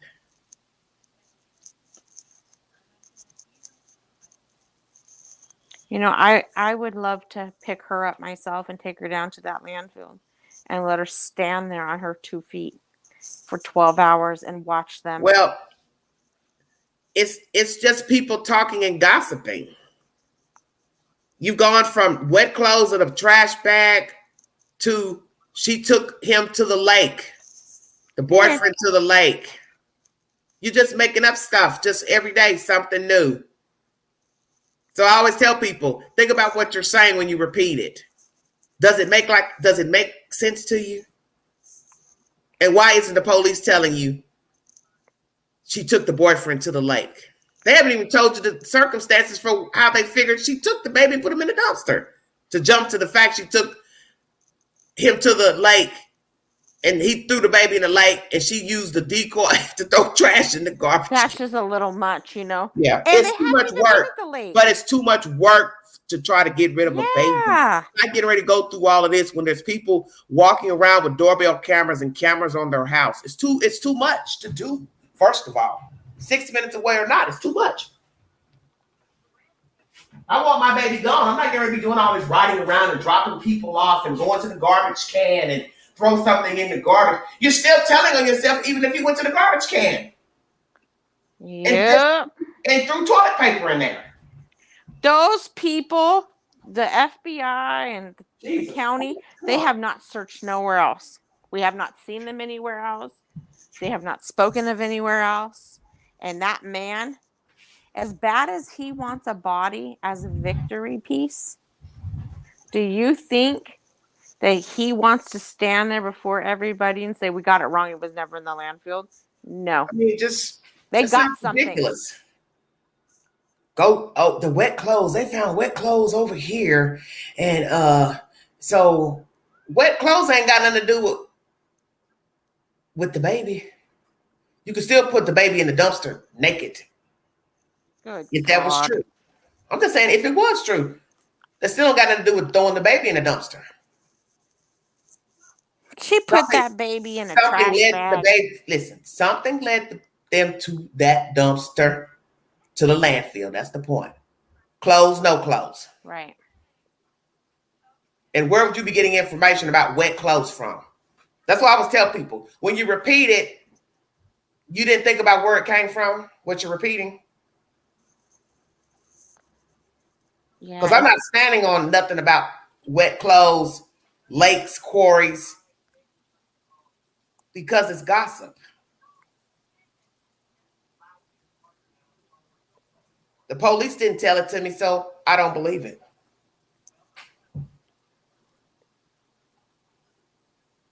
Hello, Shell. Besides, it's too much for a hipped up druggie to do while high. Thank you, Mischief. Exactly. That's a lot of work in their mind. That's too much work.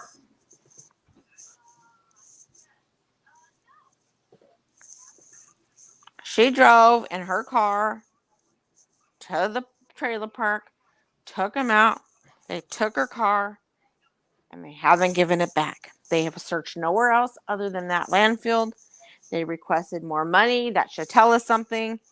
If they didn't think he was there, they would use their resources to start. And then the baby, if you want to say he drowned in the pool, the baby stays locked up all the time. So how would he get from a locked up playpen, baby gate to the swimming pool? They didn't keep the kids clean, so how would he be drowned in a bathtub and his other siblings ain't dead in the bathtub? See, you got to make it make sense. Because people don't wash one toddler by themselves when they have other small children. You're going to put them all in the bathtub together. Yep. So if you have one dead baby, you ought to have 3 dead babies. Come on now. Yes, death smell in the car. Exactly. That's something none of you talked about.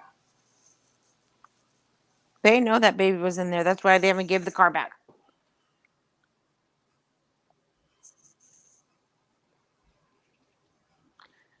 Hopefully, it's sooner than later that they take her in,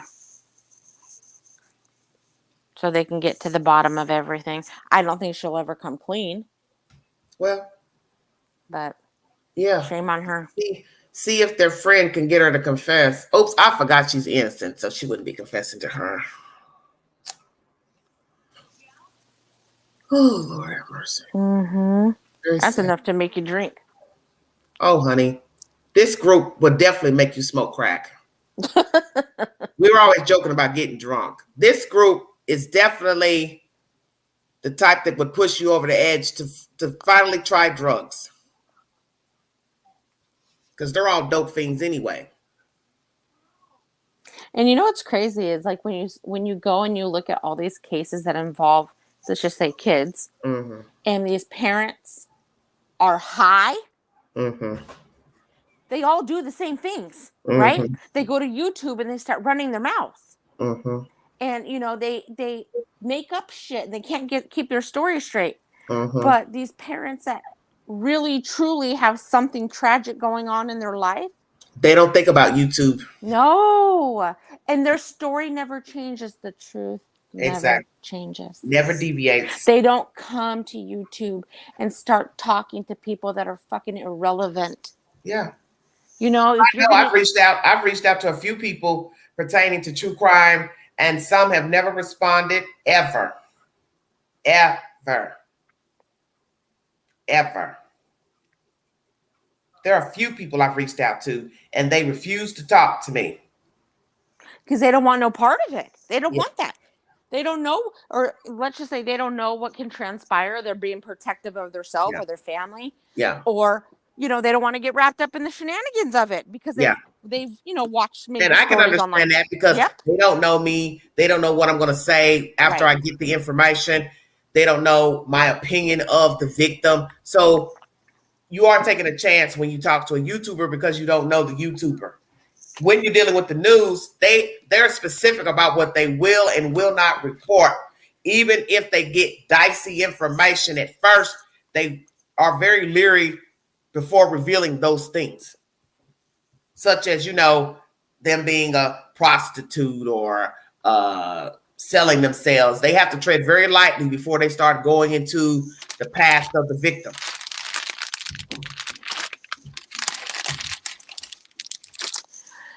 Yep. But then you got people like this that run straight to crackheads. Say what? Go back. She was kidnapped. None of us would go back if she knew the person, though.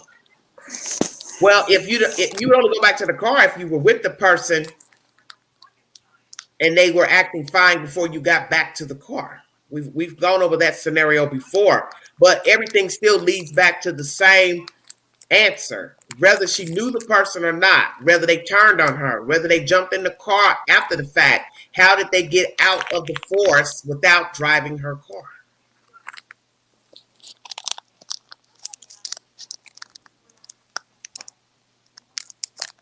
I think by now BJ knows what happened, Mischief. I think she does. BJ sent a whole text out to somebody.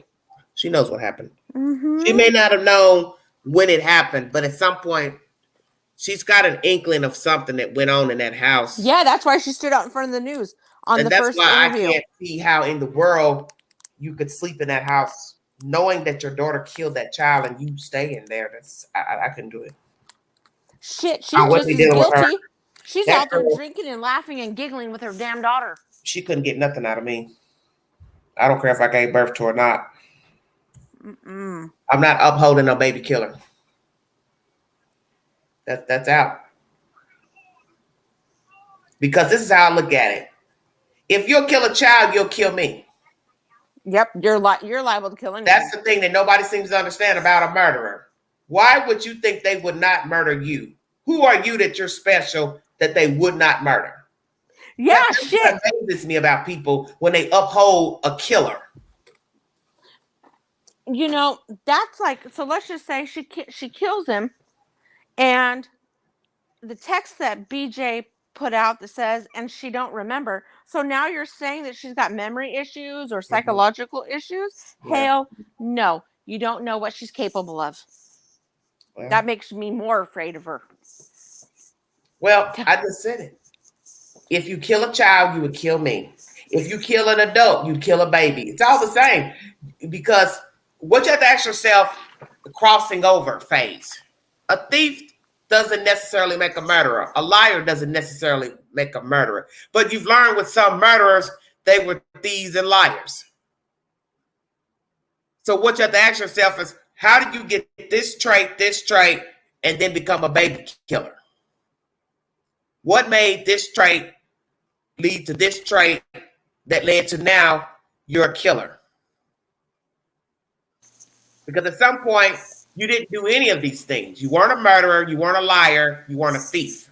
So what started one before the other? Did the lying become before the stealing? Did the stealing come before the lying?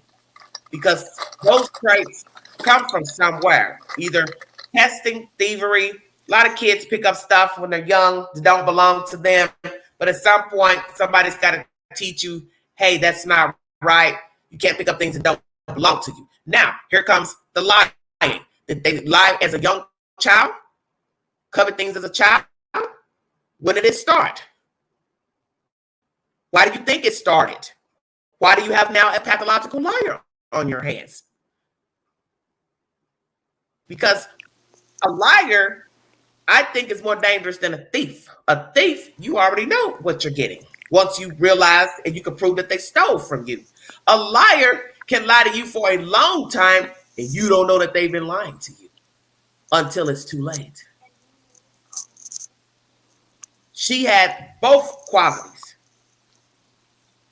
And then that leads you to believe she's also a manipulator. So see, they all connect intricately to spin the web of who she is and what she became. Now, you're thinking about murdering. For what reason? The child hasn't done anything to you. Why do you now want to kill your baby? Have you always thought about killing your child or children? So why on this particular day you would snuff out your child? And why did you choose that child? And how did you think you were going to go back to raising your other children when you just killed your middle baby? Those are things you have to ponder. Now, we know when you become a murderer, you have lost all reasoning and rationale, so it won't matter about the questions I'm asking because you're already gone. You've left this side of the universe and you're in a whole nother universe. You are now an empty vessel floating around. But I always said you were already empty before. You just hadn't killed anybody. But that was always in you. But you were slowly gravitating towards murder. Maybe nobody knew that. But they knew that you were unfit. That's first and foremost. So when you're unfit, you didn't have no business with the children before they got killed. Because a lot of people may say, well, I can't see that they would kill the kid. Well, it's too late for that. They did. Where do you think child neglect and child abuse is going to go if they continually get abused and neglected? They're going to get dead. And that's why we're talking about Quentin Simon. The signs were always there. It's just nobody tuned in. It's those little things that add up. Playing alone in a ditch, running around in the street, not wearing proper clothes, proper shoes, not getting haircuts, not going to the dentist, not going to the doctor, not interacting with other children, not going to events, to the zoo, to the park, not being enrolled in daycare. All those things show effort. Did any of the kids have all of their immunizations? See, all those things show effort. You get off of work, you still taking too long to pick up the kids. You get the kids home, you're probably hollering at them, screaming at them, yanking them around, ignoring them. Jump up, go to bed, wake up, throw them at the babysitter. Start the cycle all over again. Not feeding them, not talking to them, not loving on them, not interacting with them, not reading to them, not showing them anything. Kids are just breathing. Look, like little animals are just breathing. Those kids might as well have been raised in the wild. You care so little for them. Should have just took them out to the wilderness. I won't be surprised if they had cooties and lice. Oh, God. Well, if you're not bathing them. Because that baby's got too many pictures where he doesn't even have a shirt on. Yeah. He's a diaper baby. I never let my kids go and just walk around with a diaper. That is the most ugliest look for a toddler and a baby. Just never put clothes on your baby. No shoes. That's that redneck behavior. Kids walking around barefoot, playing outside in a damn diaper and pull up. 6-year-olds. Yeah. No shoes. Look at poor Summer Wells. They said she walked around barefoot everywhere. That's what I'm saying. That's a Southern thing to run around without no shoes. But there comes a point when your children need those shoes for safety reasons. You can't just assume they're going to always be in the grass. You have dirt, concrete. They had all that at the Wells house, broke up concrete. You can see the pictures. Those kids needed to be in army boots, not regular shoes. Yes, nasty. Then you're taking your little dirty feet, going in the house, nobody's bathing you, and you're getting into a bed, probably dirty sheets or no sheets on the bed. And we saw that in the Wells house. The children didn't have sheets on the damn bunk beds. You couldn't even call that a home. There was this shit everywhere. They're going in the house, nasty, waking up nasty. One of the boys had butter teeth. I saw that in a video with Candace. Yep. He had that blue tank top on that she wore every day. His teeth were yellow. I thought this boy is too old to be walking around not brushing his teeth. But he's going to do what is allowed. So we can't get mad at a 2-year-old because he's in a diaper every day. Don't got no shoes on. That's up to his parents to put clothes on him. Yeah, he don't know any better. You know, he's just a little guy. And it's uncouth to have girl children out, even though they don't have breasts, but you still, out of respect for a baby girl, she should have clothes on. Yep. Because it starts out infant, toddler, no shirt. Now, what are you going to wait till they get 5 or 6? You're still going to let a girl child walk around without a shirt on? It's inappropriate. It's inappropriate.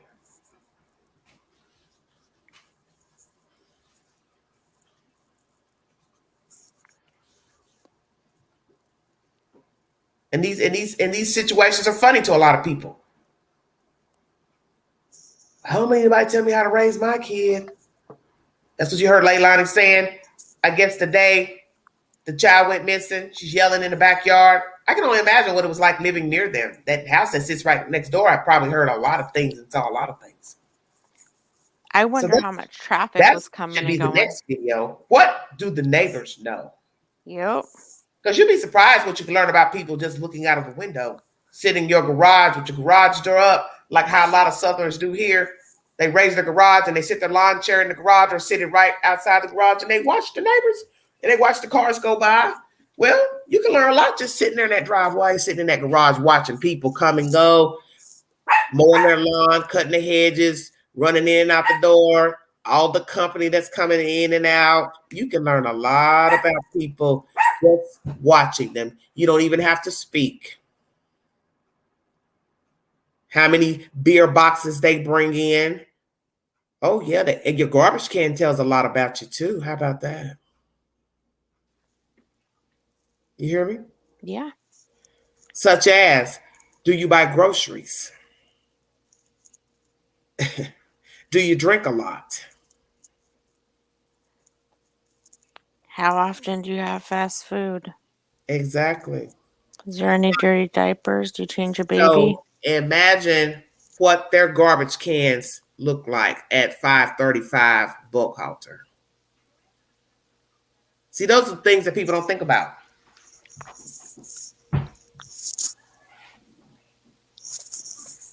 I'm sure their garbage can told a lot of stories because they will go in your trash when a baby's missing. Because we heard that. Of course. Diana McCarter, they checked her trash can. So we're looking for everything. How you eat, how you live, what you threw away in the last 24 hours, what's in the garbage, handkerchiefs, anything bloody, snotty, mucus, whatever. Soil, liquid, whatever from the body.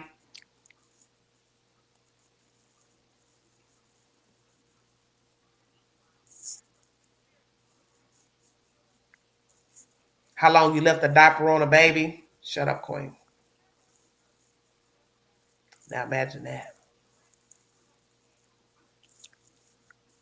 I'd like to know that. When's the last time she changed the pull-up? Good Lord. Mm-hmm. Because, diapers cost.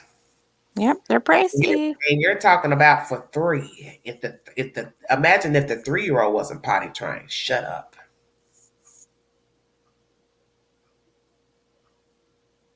I'm just saying, imagine if the 3-year-old was not potty trained. Yeah, and I'm assuming he probably was not. So now you've got, I'm dead. Oh, oh my goodness. And he looked big for his age. That's why I kept rewinding that video. I saw him out there in that carport when he's blowing the bubbles and the baby was caged up and he was just looking through the cage. I told myself, what's wrong with this picture, Angela? Why is this big ass boy blowing bubbles outside with Billy Joe and the baby is in the baby gate closed up?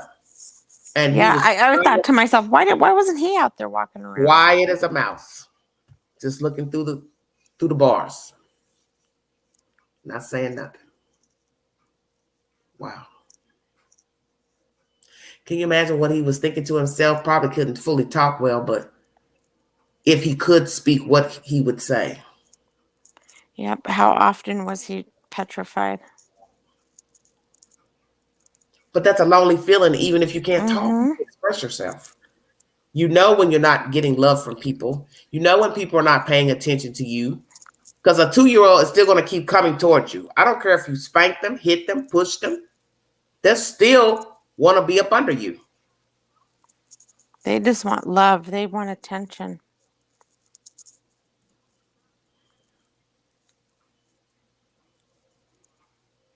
And I thought about that. She's sitting there going live, showing herself in that chair, oh dusty ass. And Q is looking through the gate, Wow. Zane is blowing bubbles. I thought, look at this shit here. Why is that baby in the gate? And he's only a year younger than this one. At least a year or so. They both should be out together playing. Because Zane could easily run and fall in a pool if there's water in it, no different than the 2-year-old could. So I tried to understand what was the difference. Because that little one probably ran around a lot. He was quick. And they didn't want to chase him because that's what toddlers do. They run. Yeah, that's why he's caged up. Mm-hmm. Didn't want to chase him around. Jesus. And I bet you he stayed in a nasty playpen too. Ugh. Probably didn't have even a bed, I wonder. Well, did he even have a real place to sleep? More than likely that was his bed, the playpen. Mm-hmm.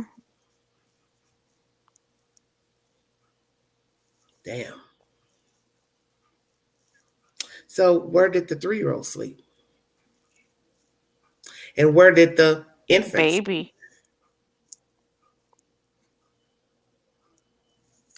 Yep. Questions we'll probably never know. Somebody will tell it. Somebody's been in that house. Somebody knows. Eventually, hopefully, somebody tells us. That'll be interesting if we find out there were no baby beds. No cribs, no toddler beds. And you know, them saying that there's not room, that could never even be said because the house is a nice size. Yeah, but you don't know how it's built and how it's made. Because I think that second part that sits up bigger, that's probably an add-on. That probably is a 1-level rancher at one time. Small little house. My forethought was telling me that second part with the upstairs and all that was added on. Like an add-on. I could be wrong, but that's what I was thinking. But I then thought about just now, the brother lived there. So he would have his own room. Billy Joe have her own room, husband. Leilani have a room for herself. That would be 3 rooms right there. I doubt that house had more than 3 or 4 bedrooms. Well, so that means all the children would make up room number 4. If there was a 4th bedroom. Yeah, if they did have a bedroom that the 3 kids shared, you could make it work. 2 cribs and a toddler bed. Or, two toddler beds and a crib. You can make that's the thing. We don't know how many bedrooms they had. And then we don't know if they did have a 4th bedroom, if they actually had beds in them. We don't really know if Paul had his own room or he was sleeping on the couch or the floor, because one of those pictures shows like a bed on the floor in the living space or the den. You can see it on the floor because it had a cover on it. Mimi said it's a 3-bedroom. See, that's what I'm saying. Well, somebody in that house didn't have no damn bedroom. Well, they're all a bunch of scumbags. Lord have mercy. One thing I can say about Billy Joe, she hustled up quick and got a man in the house. How about that? Yeah, she did. Yes, she did. She didn't waste no time. She didn't waste no time. What, 2 to 3 year period? A lot of women date. These men don't got nothing. No house, no money, no decent job. They got other children, this and that. They're trying to find them somewhere to sleep. She got her 200,000 plus house, campers, trucks.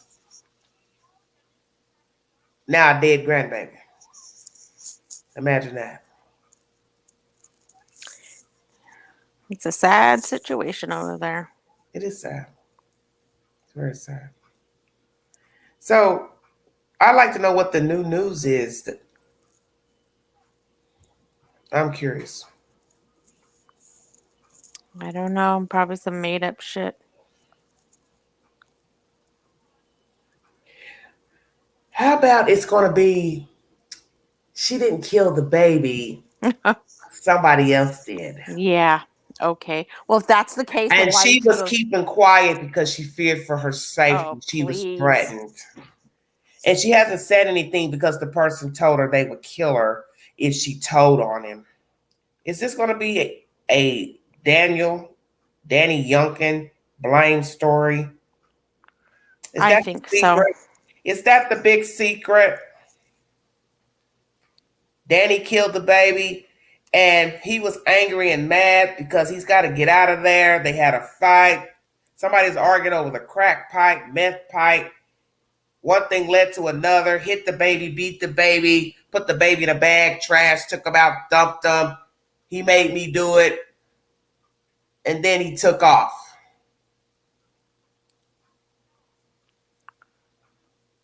I think she's going to try and spin this on him.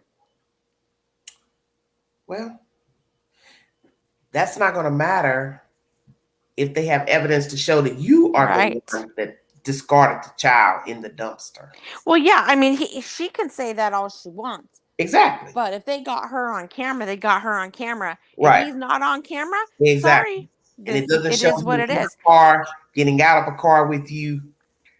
So the only way to get out of that is say, oh, he made me do it.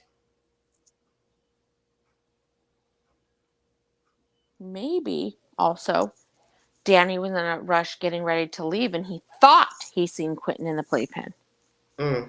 Well, really, what if they're all sleeping in there? Right. Because they all three could be in there. It's 12:42. Don't tell me those people are still down there because we're on the same time zone. Oh, I don't know who's it's almost 1 o'clock. They're talking about it in the chat. Oh. It's almost 1 o'clock. So this is definitely after a quiet hour ordinance. I wonder who's out there today. Oh no, you have to pull it up. Somebody said they're out there. They got a lot of YouTubers outside their house. That's what Shelly's saying. Shelly, who's out there? Tell us. Because I don't think. It's sad. I'll just go through the YouTube queue. Hold on. I'm not opening up no videos though. Had enough of that. No wasting my breath on that mess. Late for work. Yeah, I'm hearing that. But who said he was late for work? See, this is why I keep trying to tell you all. This is all of their gossip. Yeah, police have not said that he was late for work. Nobody has. Late for work. Use the cell phone to call. Wet clothes in a garbage can at a neighbor's. Took him to a lake to dump the baby. Clothes discarded as a decoy. That's all coming from them. That's not coming from anybody else, such as law enforcement or the FBI. So why do you all keep passing that shit along? I don't understand it. Make me understand. Well, let's see. That other thing's live. She ain't went nowhere. She's right there at her house.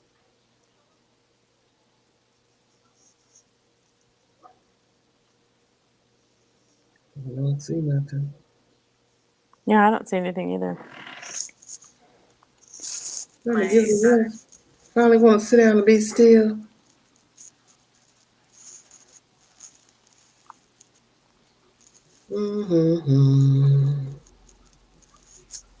Okay, I see A Balance. He's live.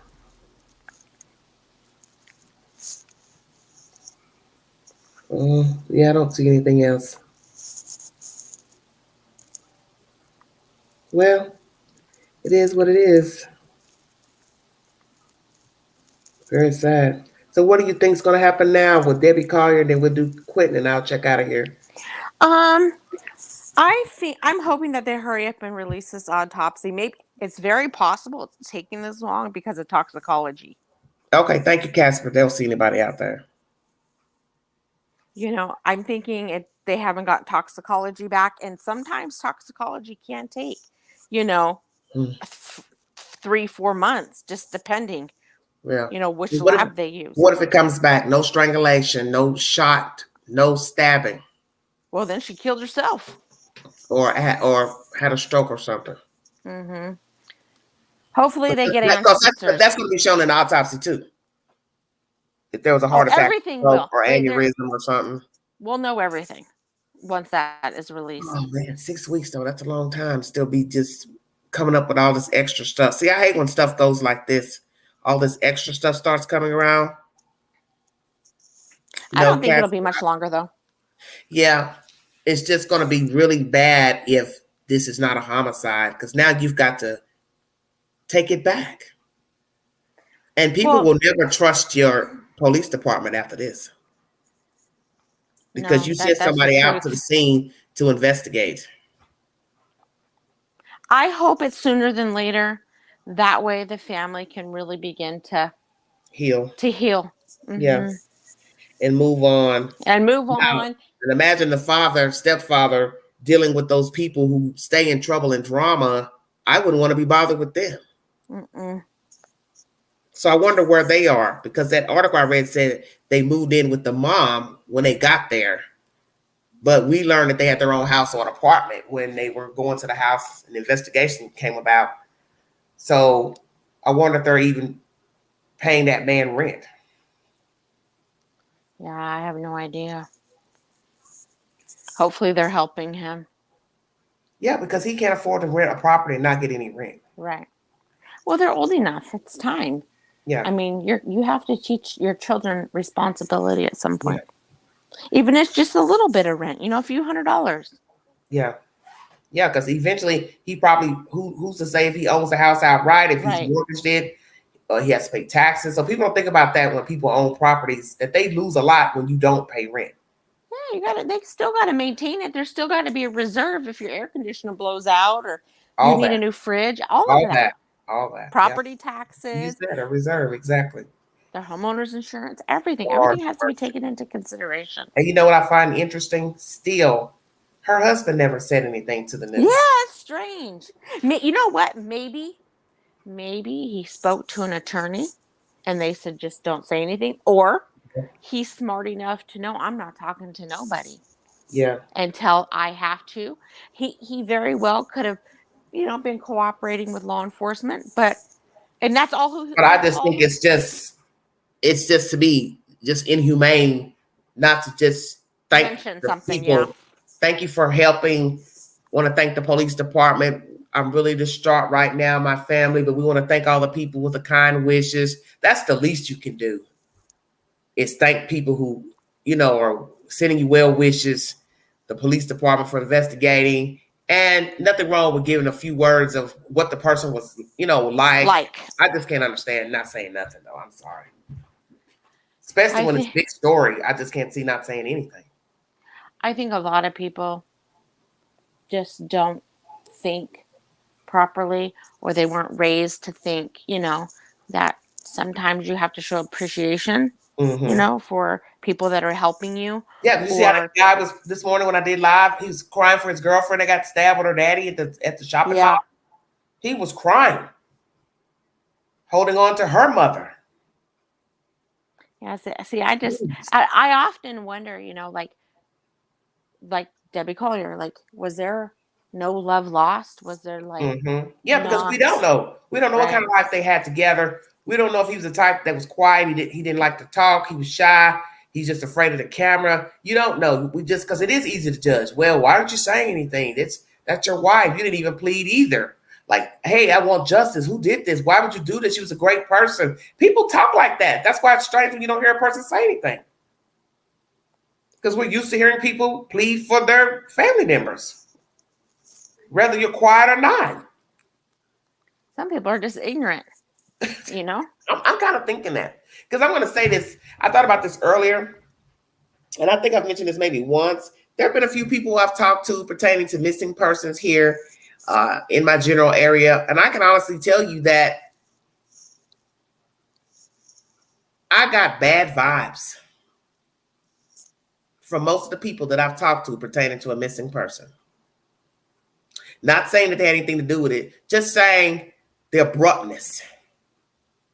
1 minute they're speaking to you, the next minute there's no commentary, don't want to say anything else. And yet the people that's viewing my content are more concerned than you wanting to at least come back and give a damn update. Yeah. Strange to me. People are just strange. We can't even chop it up to anything else. People are just ill-mannered. People are ill-mannered. I've seen it. And a lot of people have no appreciation. For instance, one person I know of, they have a missing child right now, and they don't even hand out flyers. They don't talk about their child. They don't go to the news and talk. The story, the person gave a commentary at the end of the news broadcast, everybody else was talking except for her. Then she said something at the end, almost like she's crying. And then that's the end of it. And I'm just like, what am I watching here? It's like, do you want somebody to find your kid or not? Even though the child is grown, but it's still your child. And you don't even talk about your child. And I was kind enough, do what I do, but I don't have to cover a story that I don't want to. And it doesn't help if you cover a story and you know of the people and you don't even feel comfortable going to anybody to ask anything. There might be one person that's the delegator, but really it should be the parent because you're living.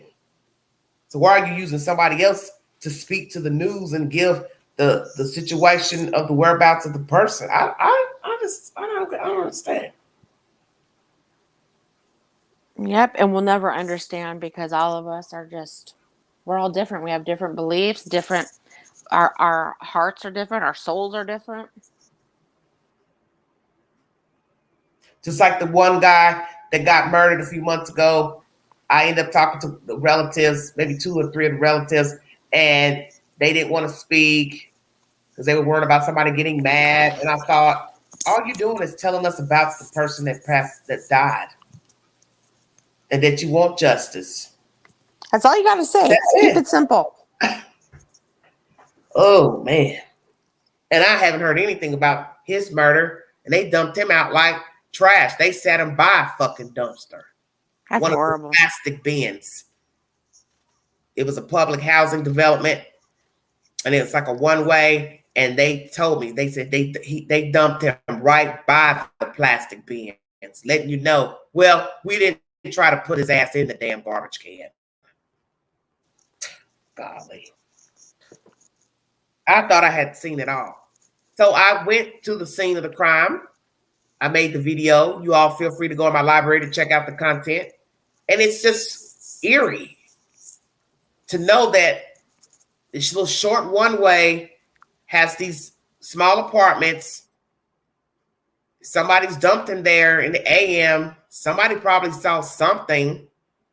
The alleys to the right of where he was dumped, it allegedly has some drug trafficking down that alley, some dope houses or whatever. So who did it? But the word on the street, it's got something to do with the other housing development that's up the street connected to the one where he was dumped, because this was a smaller section pertaining to that one. They had, broken up the developments. So this was like a smaller set of apartments. And I'm wondering if somebody was looking out their window or passing through and saw that they dumped them out the car.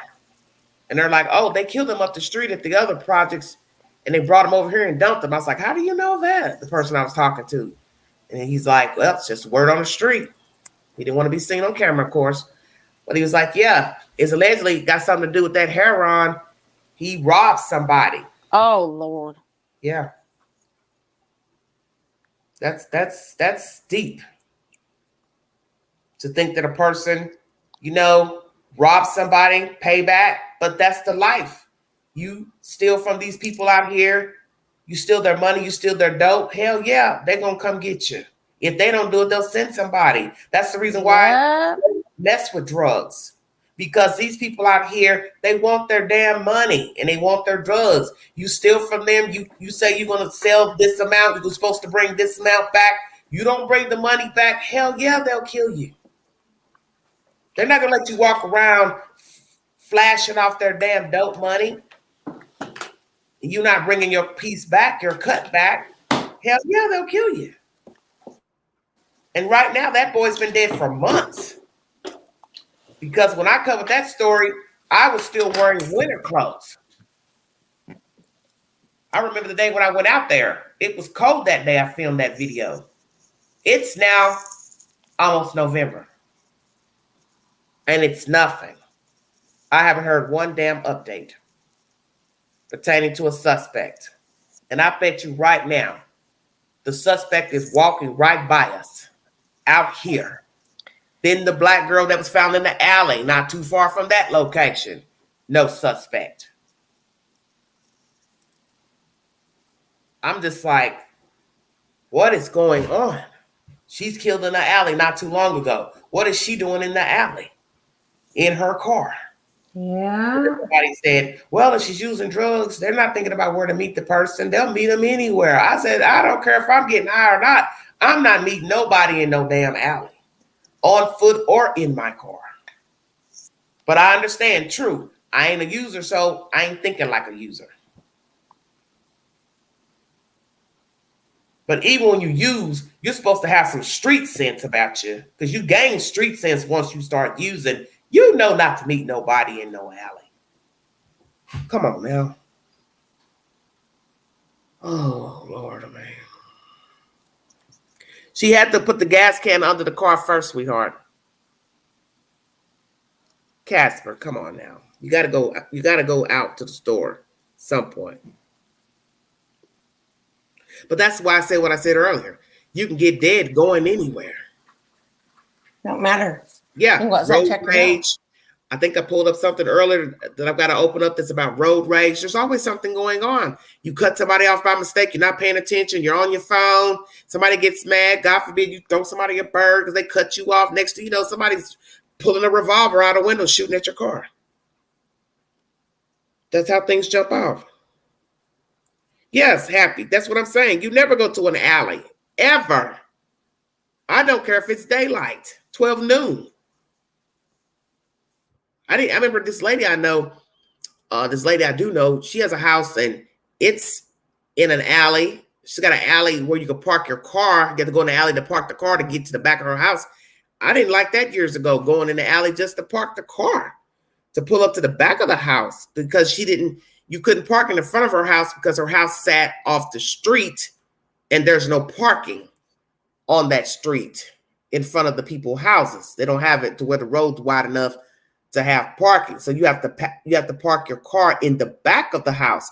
Well, the flip side of that is, in order to park in the back of their house, you have to drive down an alley. I don't like that at all. This isn't even like Chicago. At least even in Chicago, we've got a street with a curb that you can park your car in front of the house or the apartment building. That's just crazy to me. I live near the river in the middle of the woods. Closest store is an hour away. I get delivery. Casper, where do you live? Just tell me what state you live in. Jesus, well.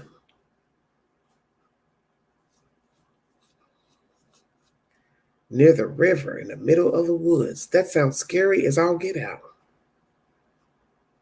And an hour away? You mean like a shopping store, like Kohl's or something? Oh, mercy. Oh, Tennessee, you're too kind. But I'm just saying. Casper, what state are you in? Darn.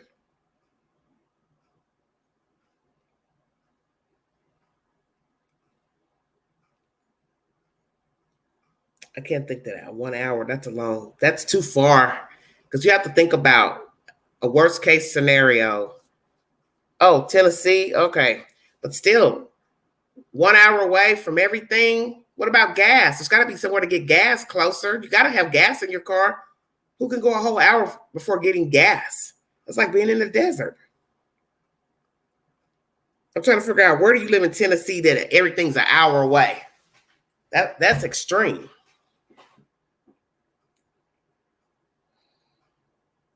Well, I'm fortunate.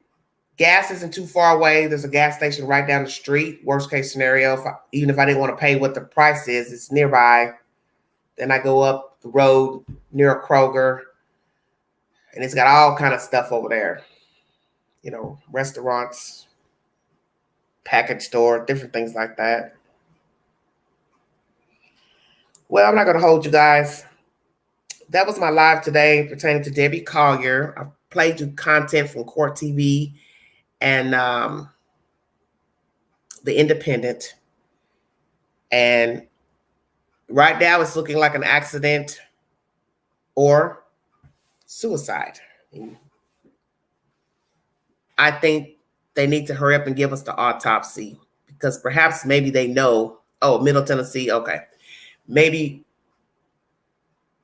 they've already seen the autopsy and there's nothing there, such as strangulation, gunshot, stabbing. You're welcome, DC. And that's why they're saying this now, because I've read maybe 2 different contents that said 2 ranking officials, and then this content I brought you here, 2 sources say suicide or accident. So that's obviously people who are working the case. I do find it interesting that he did say information has been leaked from the police department. So what is that information? Because he didn't reveal it, and I didn't hear it in his independent, and I'm sorry I didn't mention that. That's why I said it. I have to take notes from articles because I'll forget something. Sir, what information has been leaked by the police department that you know came from the police department? I'm curious. And is it factual? So one would have to ask themselves, is it factual information that's being leaked or a hypothesis, plural? Is it something personal about your mother that's the truth? What? Is it the issue about she had drug use? Because that would offend somebody to hear, oh, they haven't rendered an autopsy result. Now they're changing it to accident or suicide. And oh, also, she had drugs in her system. I think a person would be offended if that got out and it didn't come out the legal way, such as in a news conference. And that's going to be devastating either way. But I get it. That's her son. He's going to feel some type of way, about anything being leaked out, whether it's good or bad. And nobody wants to hear that their parent is a user.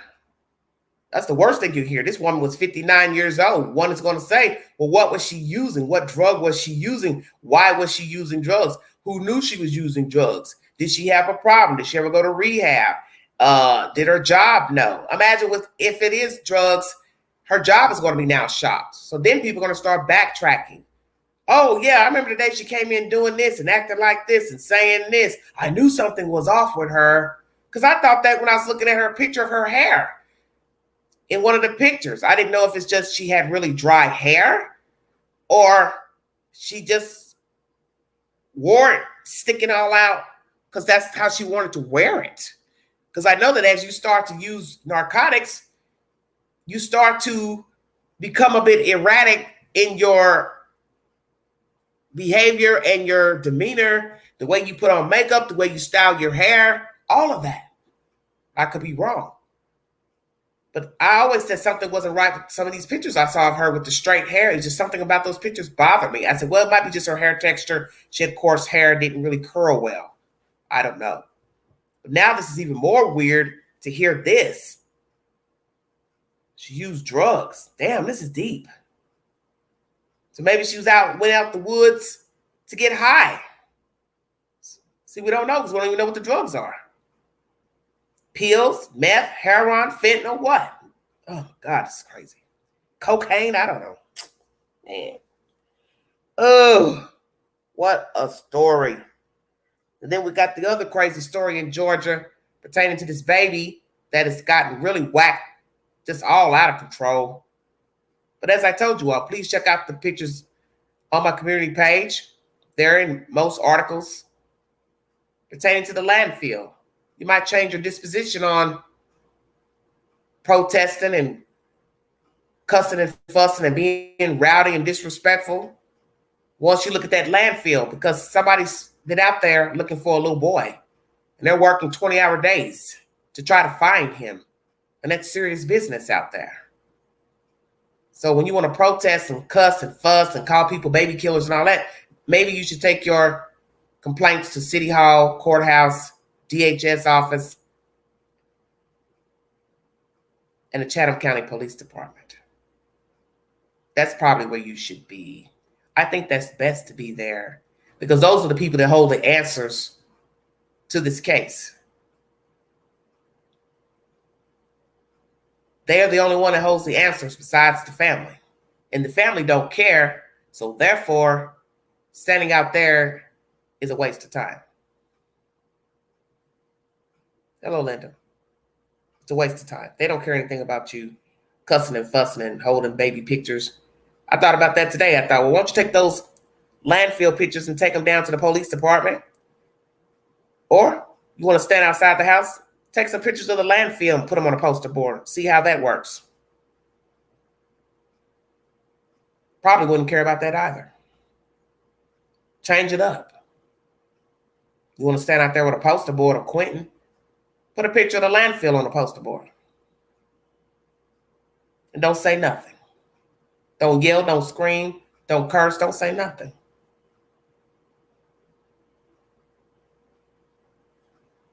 I feel sorry for those children because they didn't get what they needed. And children don't ask to come here. And if she had her first child and realized motherhood was not for her, she shouldn't have continued to have sex unprotected and having babies by different men, because that's a very bad look. And yes, it's easy to judge, but it is a bad look. I think most of us know that. They talk about you when you have sex with different women, men anyway. So imagine now you have children by different people. All your children have different names, or they carry your maiden name, or they carry only one baby daddy's name because he decided to sign the birth certificate. So then kids grow up, they ask questions. Hey, why is my name different than my brother's name? Now you got to explain a story to a child. People don't think about any of this stuff.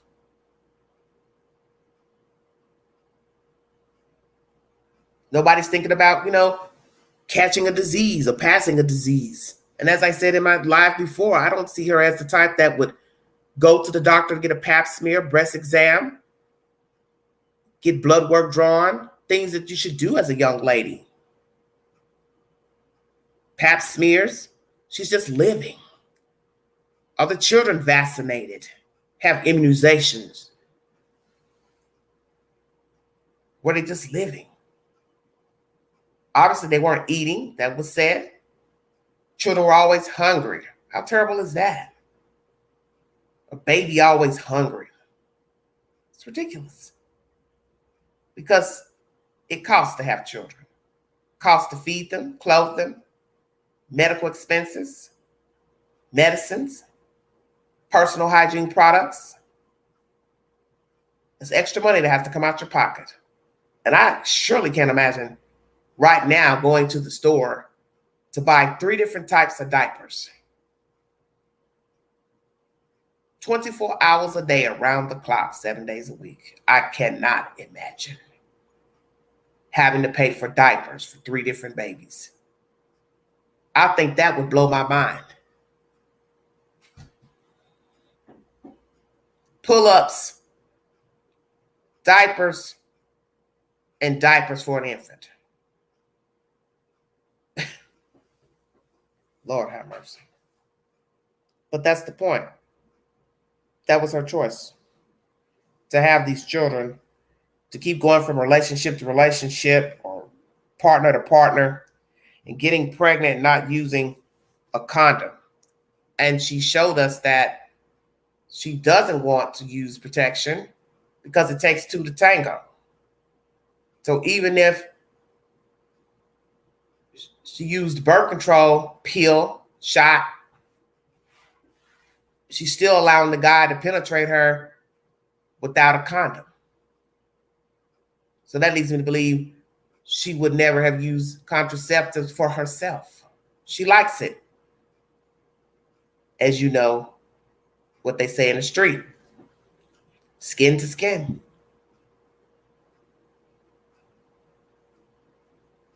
And if you want to have sex without protection, that's your choice.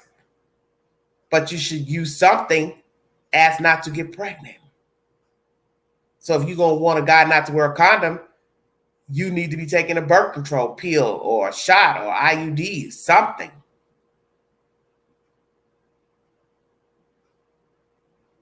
But I guess when you don't care, it doesn't matter.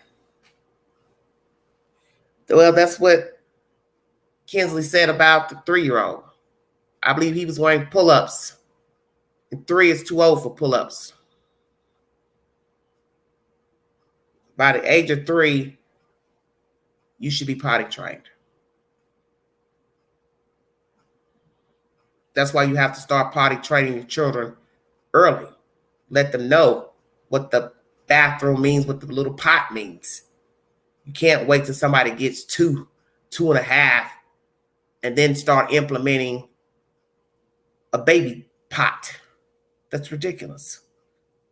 Because it's going to be longer for him or her to adapt to using the potty.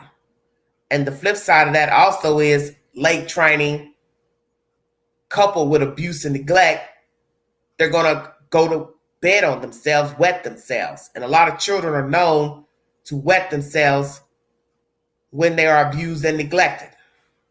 That is one of the main signs of abuse and neglect, is wetting the bed, wetting themselves.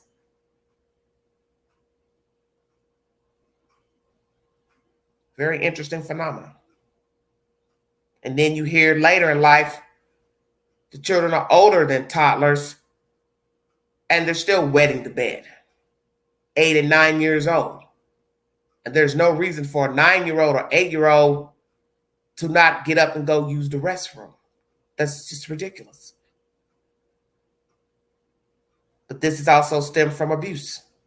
It's very interesting. I'd have to do more research on that because I find it very interesting as a child gets older and he or she knows about a bathroom, but yet he or she would use the restroom on him or herself. Very scary.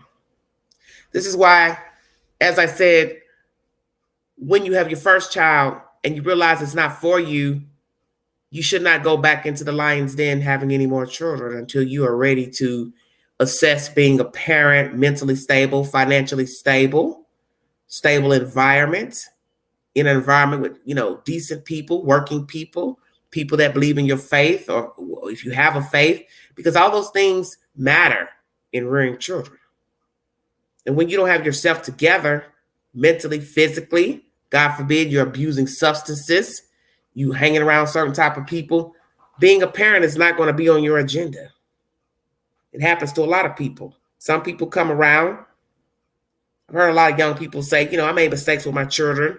I ran around, hung around with the wrong people, doing stuff, and then one day I woke up. But see, that's the thing.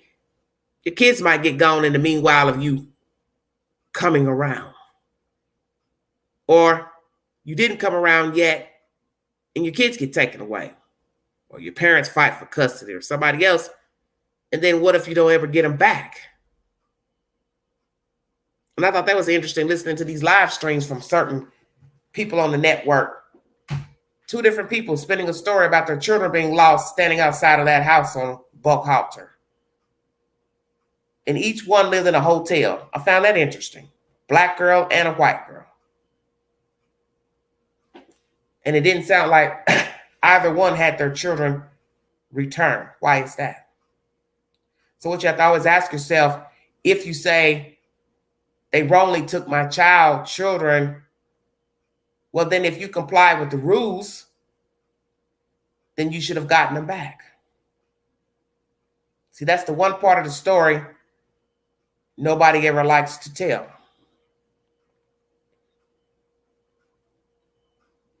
Oh, they took my kids because I was staying in a hotel, but you don't finish the story. Well, why would somebody call because you lived in a hotel? It's open-ended. Common sense will tell anybody it's more to the story because social workers don't know where you live. They have no reason to know where you live. If you're just getting food stamps and medical, you're just a case number. They don't know you. They don't know where you stay. They don't know anything about you. So why would somebody just come to your apartment, house, trailer, knock on the door, and speak to you about child abuse or neglect just out of the blue? It doesn't work like that. Somebody called. Somebody called, somebody saw something, somebody heard something, and they dialed the phone number. That's how that goes. And I don't think a person would just take your child because you live in a motel. Some people don't have any other place to live. Maybe they're in between trying to find a place. So they have to rent a room. But if the room is clean and there's food there for the child, there's running water, you work, you can supply them with a babysitter's number or daycare number. I just can't see somebody automatically saying, okay, well, this is the reason why we're going to take your child. Unless they know of something else going on in your personal life and or the hotel itself. Maybe it's a hotel that's run down, has a lot of traffic, police calls, and they don't deem that place safe for children. Could be, I don't know. I don't know each one of those women's circumstances. But I found it funny. They're standing out there on Buck Halter. Each one got a story about living in a hotel with a child, and both got their kids taken. It was very interesting. Very interesting. Yes, shelters. Yes, of course. But that's the point. You live where you have to live. If you don't have anywhere else to go with your kids, you stay where you can stay. So long as there's no evidence of abuse, neglect. The place has running water, sheets, a bed, because you do have to have those things when you stay in a place. Running water, has to be sanitary, can't be any mold. They're going to check the place out, wherever it is. I feel like there's more to those two women's stories than what was being told. And that's the thing I've learned about spinning a story, such as with Quentin Simon.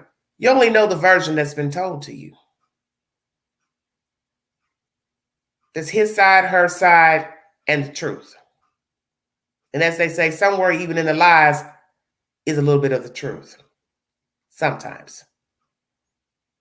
And it's up to you to decide what you believe. But when a person shows me they don't have any emotion, I don't really have to hear anything else. I don't have to listen to gossip. I don't have to hear any stories, wild stories from a baby daddy, a friend, a foe, an acquaintance. I just look at the person. And when you're walking around with a dead kid and you're acting as if you never even had the child, period, it would lead me to believe you were numb when you had the child, he was living or she was living. You weren't connected when they were alive. So therefore, there's definitely no connection when they're dead. That's the purpose of getting them dead. You didn't want them. But why that baby? I've been wondering that. Why Quentin Simon? You had 3 children to choose from and you killed that one. Why? We'll probably never get the truth. Because we're dealing with a pathological liar, grand manipulator. She's never going to tell the truth about her kid. Kids. Who's to say she don't want all of them dead? I don't know. Too suspicious to kill all 3. You're not going to be able to explain that. Just like with Cal City, you can't definitively explain 2 children going missing one time. Because most kidnappers aren't going to steal 2 children. They're going to pick one.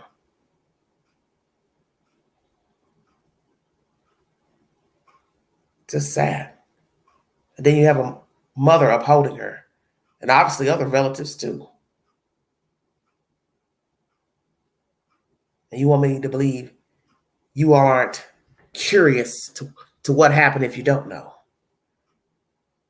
And if you do know, you don't give a damn. You're sitting there eating and drinking with a murderer, a baby killer, as if it's nothing. No qualms, no questions. Would even turn your back on a killer. Talk to a killer, eat with a killer, crack jokes with a killer, ask a killer how they're doing today. Hey, what do you want to eat today? Hey, get in my car today. There's no damn way. I'm not doing anything with you. I'm not talking to you. I don't want to eat with you. I don't want to deal with you. I care about you being related to me. Because there is no reason to kill no baby. And this is why you know these people are sick. Because Billy Joe ran to the world to tell something wasn't right. Something's not adding up. Stepfather saying all she does is lie. And yet you're right there with her now. As if you never said those things about your own child. And now you're going to people, spinning more lies and making up stuff, and obviously throwing somebody else under the bus. A new lie for the week. Kind of like a Lifetime movie. New Lifetime movie of the week. Spin the bottle. See where the bottle spins. It points to Joe Blow. He did it. It points to Susie Mae. She did it this week. So who's the lucky victim this week that killed Quentin Simon? Because I think you're running out of people to point the finger at. At some point, you're going to have to start making up some names. Well, you're going to have to start choosing some of those good neighbors over there. Hell, maybe the 80-year-old man, he did it. He snuck in the house and took the baby out. Killed the baby. Dumped the baby in a dumpster. And then went back home and got in his bed and went to sleep. Imagine that. Maybe the mailman did it.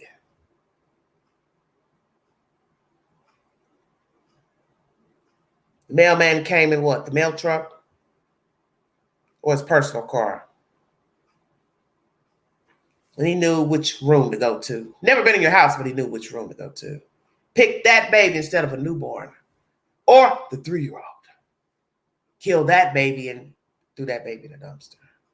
Or maybe it's the AT&T guy, Spectrum guy, Xfinity guy. You know, whoever repairs cable, installs cable in the neighborhood. How far are we going to go with this?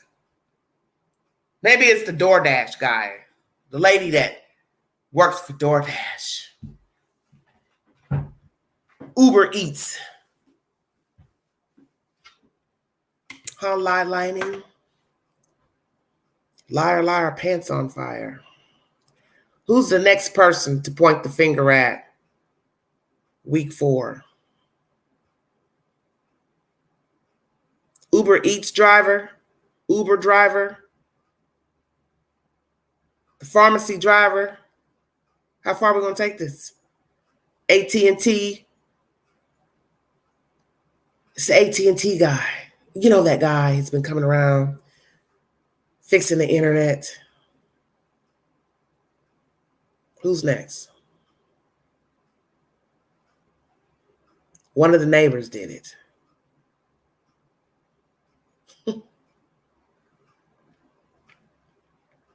It's amazing how a person can spin a lie on behalf of somebody else and think people would actually believe it. You found you one gullible one, yes, but the rest of us are woke. We know better. We know that child didn't walk 6 minutes down the road and climb into a dumpster.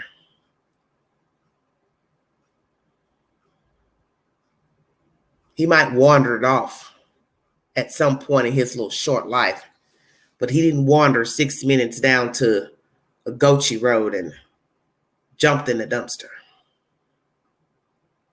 And anybody aiding this farce, you ought to be ashamed of yourself. But as I tell you, there are like minds.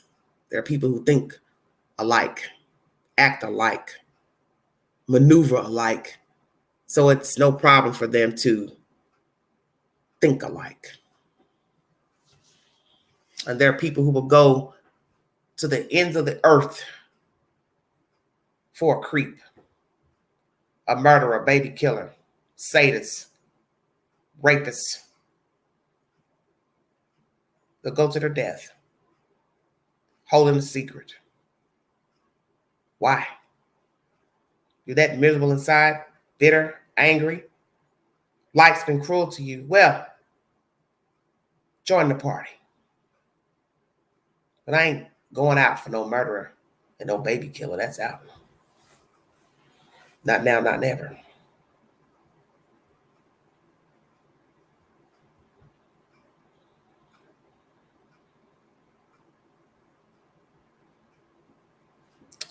As I said before, everything pertaining to this case is gossip. So whatever you're hearing about bathtubs, swimming pools, swimming holes, quarries, lakes, neighbors' garbage cans, wet clothes, that is all the illusion from a pathological liar plus plural. Police has never told you one thing about this story except the baby is dead and Lottie is the suspect. Nobody else has been deemed a suspect. And it doesn't mean that they couldn't have somebody else as a suspect, co-conspirator. They just have not named them. Because remember, they do not have to tell you everything. As to preserve the investigation. And I think it was premature to even say anything due to the fact, Chief Hadley, you have not arrested her. I would have never told the public anything. I would have gathered all my evidence and then served her with an arrest warrant and went from there. Since you refused to arrest her on filing a false police report for a missing child, because you can't say the child is dead, she's a suspect, without bringing forth the charge of lying and filing a false report. They both go hand in hand. Lying and signing a legal document, that is a lie. You lied on a legal document.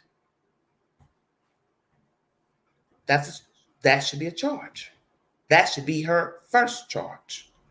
And hold her on that charge. Ask the judge to hold her without bail, bond, on the suspicion of murder. And I've got evidence to show she murdered the child and discarded the child in a dumpster that led to the child being discarded in the landfill. End of story. I want to thank you all for joining me. When I get more of an update or another update, whatever they want to reveal next pertaining to Debbie Collier, the son, I will bring you that information. Please check my community board for the said information and updates. Also, please take the polls on my channel pertaining to Debbie Collier and the Quentin Simon case. The second part of this live was pertaining to Quentin Simon and the allegation of someone having information of what happened to him. We all know that that is a lie, and they don't have any information because they do not know the suspect, plural, nor the relatives of Quentin Simon, and anyone withholding information pertaining to a murder investigation is breaking the law and can be tried in a court of law for accessory after the fact. If you see something, say something. Be a part of the solution, not the problem. Mind the children. Please check out the pictures of the landfill. It is a grim look into what is being done out there in search of a child. Tedious, redundant work. Random strangers searching for baby Q when nobody else cared. Nobody else cares to have looked, searched, and petitioned to find him. And they deserve our utmost respect and help. And as I said, if you want to do something productive pertaining to this case, how about buying up a couple dollars of Gatorade and water, take out there to the search team so they can stay hydrated while doing 20 hours of raking through debris and trash to find the remains of a baby boy by the name of Quentin Simon. Thank you all so much for joining me. Thank you, Miss Masters, for joining me. You all have a safe week. God bless all of you. If I don't come back on, have a safe week. It is now, Sunday? So if you're getting ready for church in a couple hours, I'll let you all go. Please be safe out there. Thank you so much, Casper. Host to you too, honey. Please be safe. Be aware. Please be aware of your surroundings. As most of you know, the holidays are coming up. There will be people out watching, looking for victims to rob, assault with your packages and deliveries at your home. Know not to throw electronic boxes in your garbage can in an apartment or outside your door, or if you live in a home, don't sit those things out in front of the garbage can. That way people won't know what you have recently purchased. And if you need help in buying a bigger ticket item, such as a flat screen, get someone with a pickup truck to take you out to pick up you a flat screen, as so you can have help unloading it in your house and not be alone doing so. Too dangerous doing that alone because you don't know who's watching you.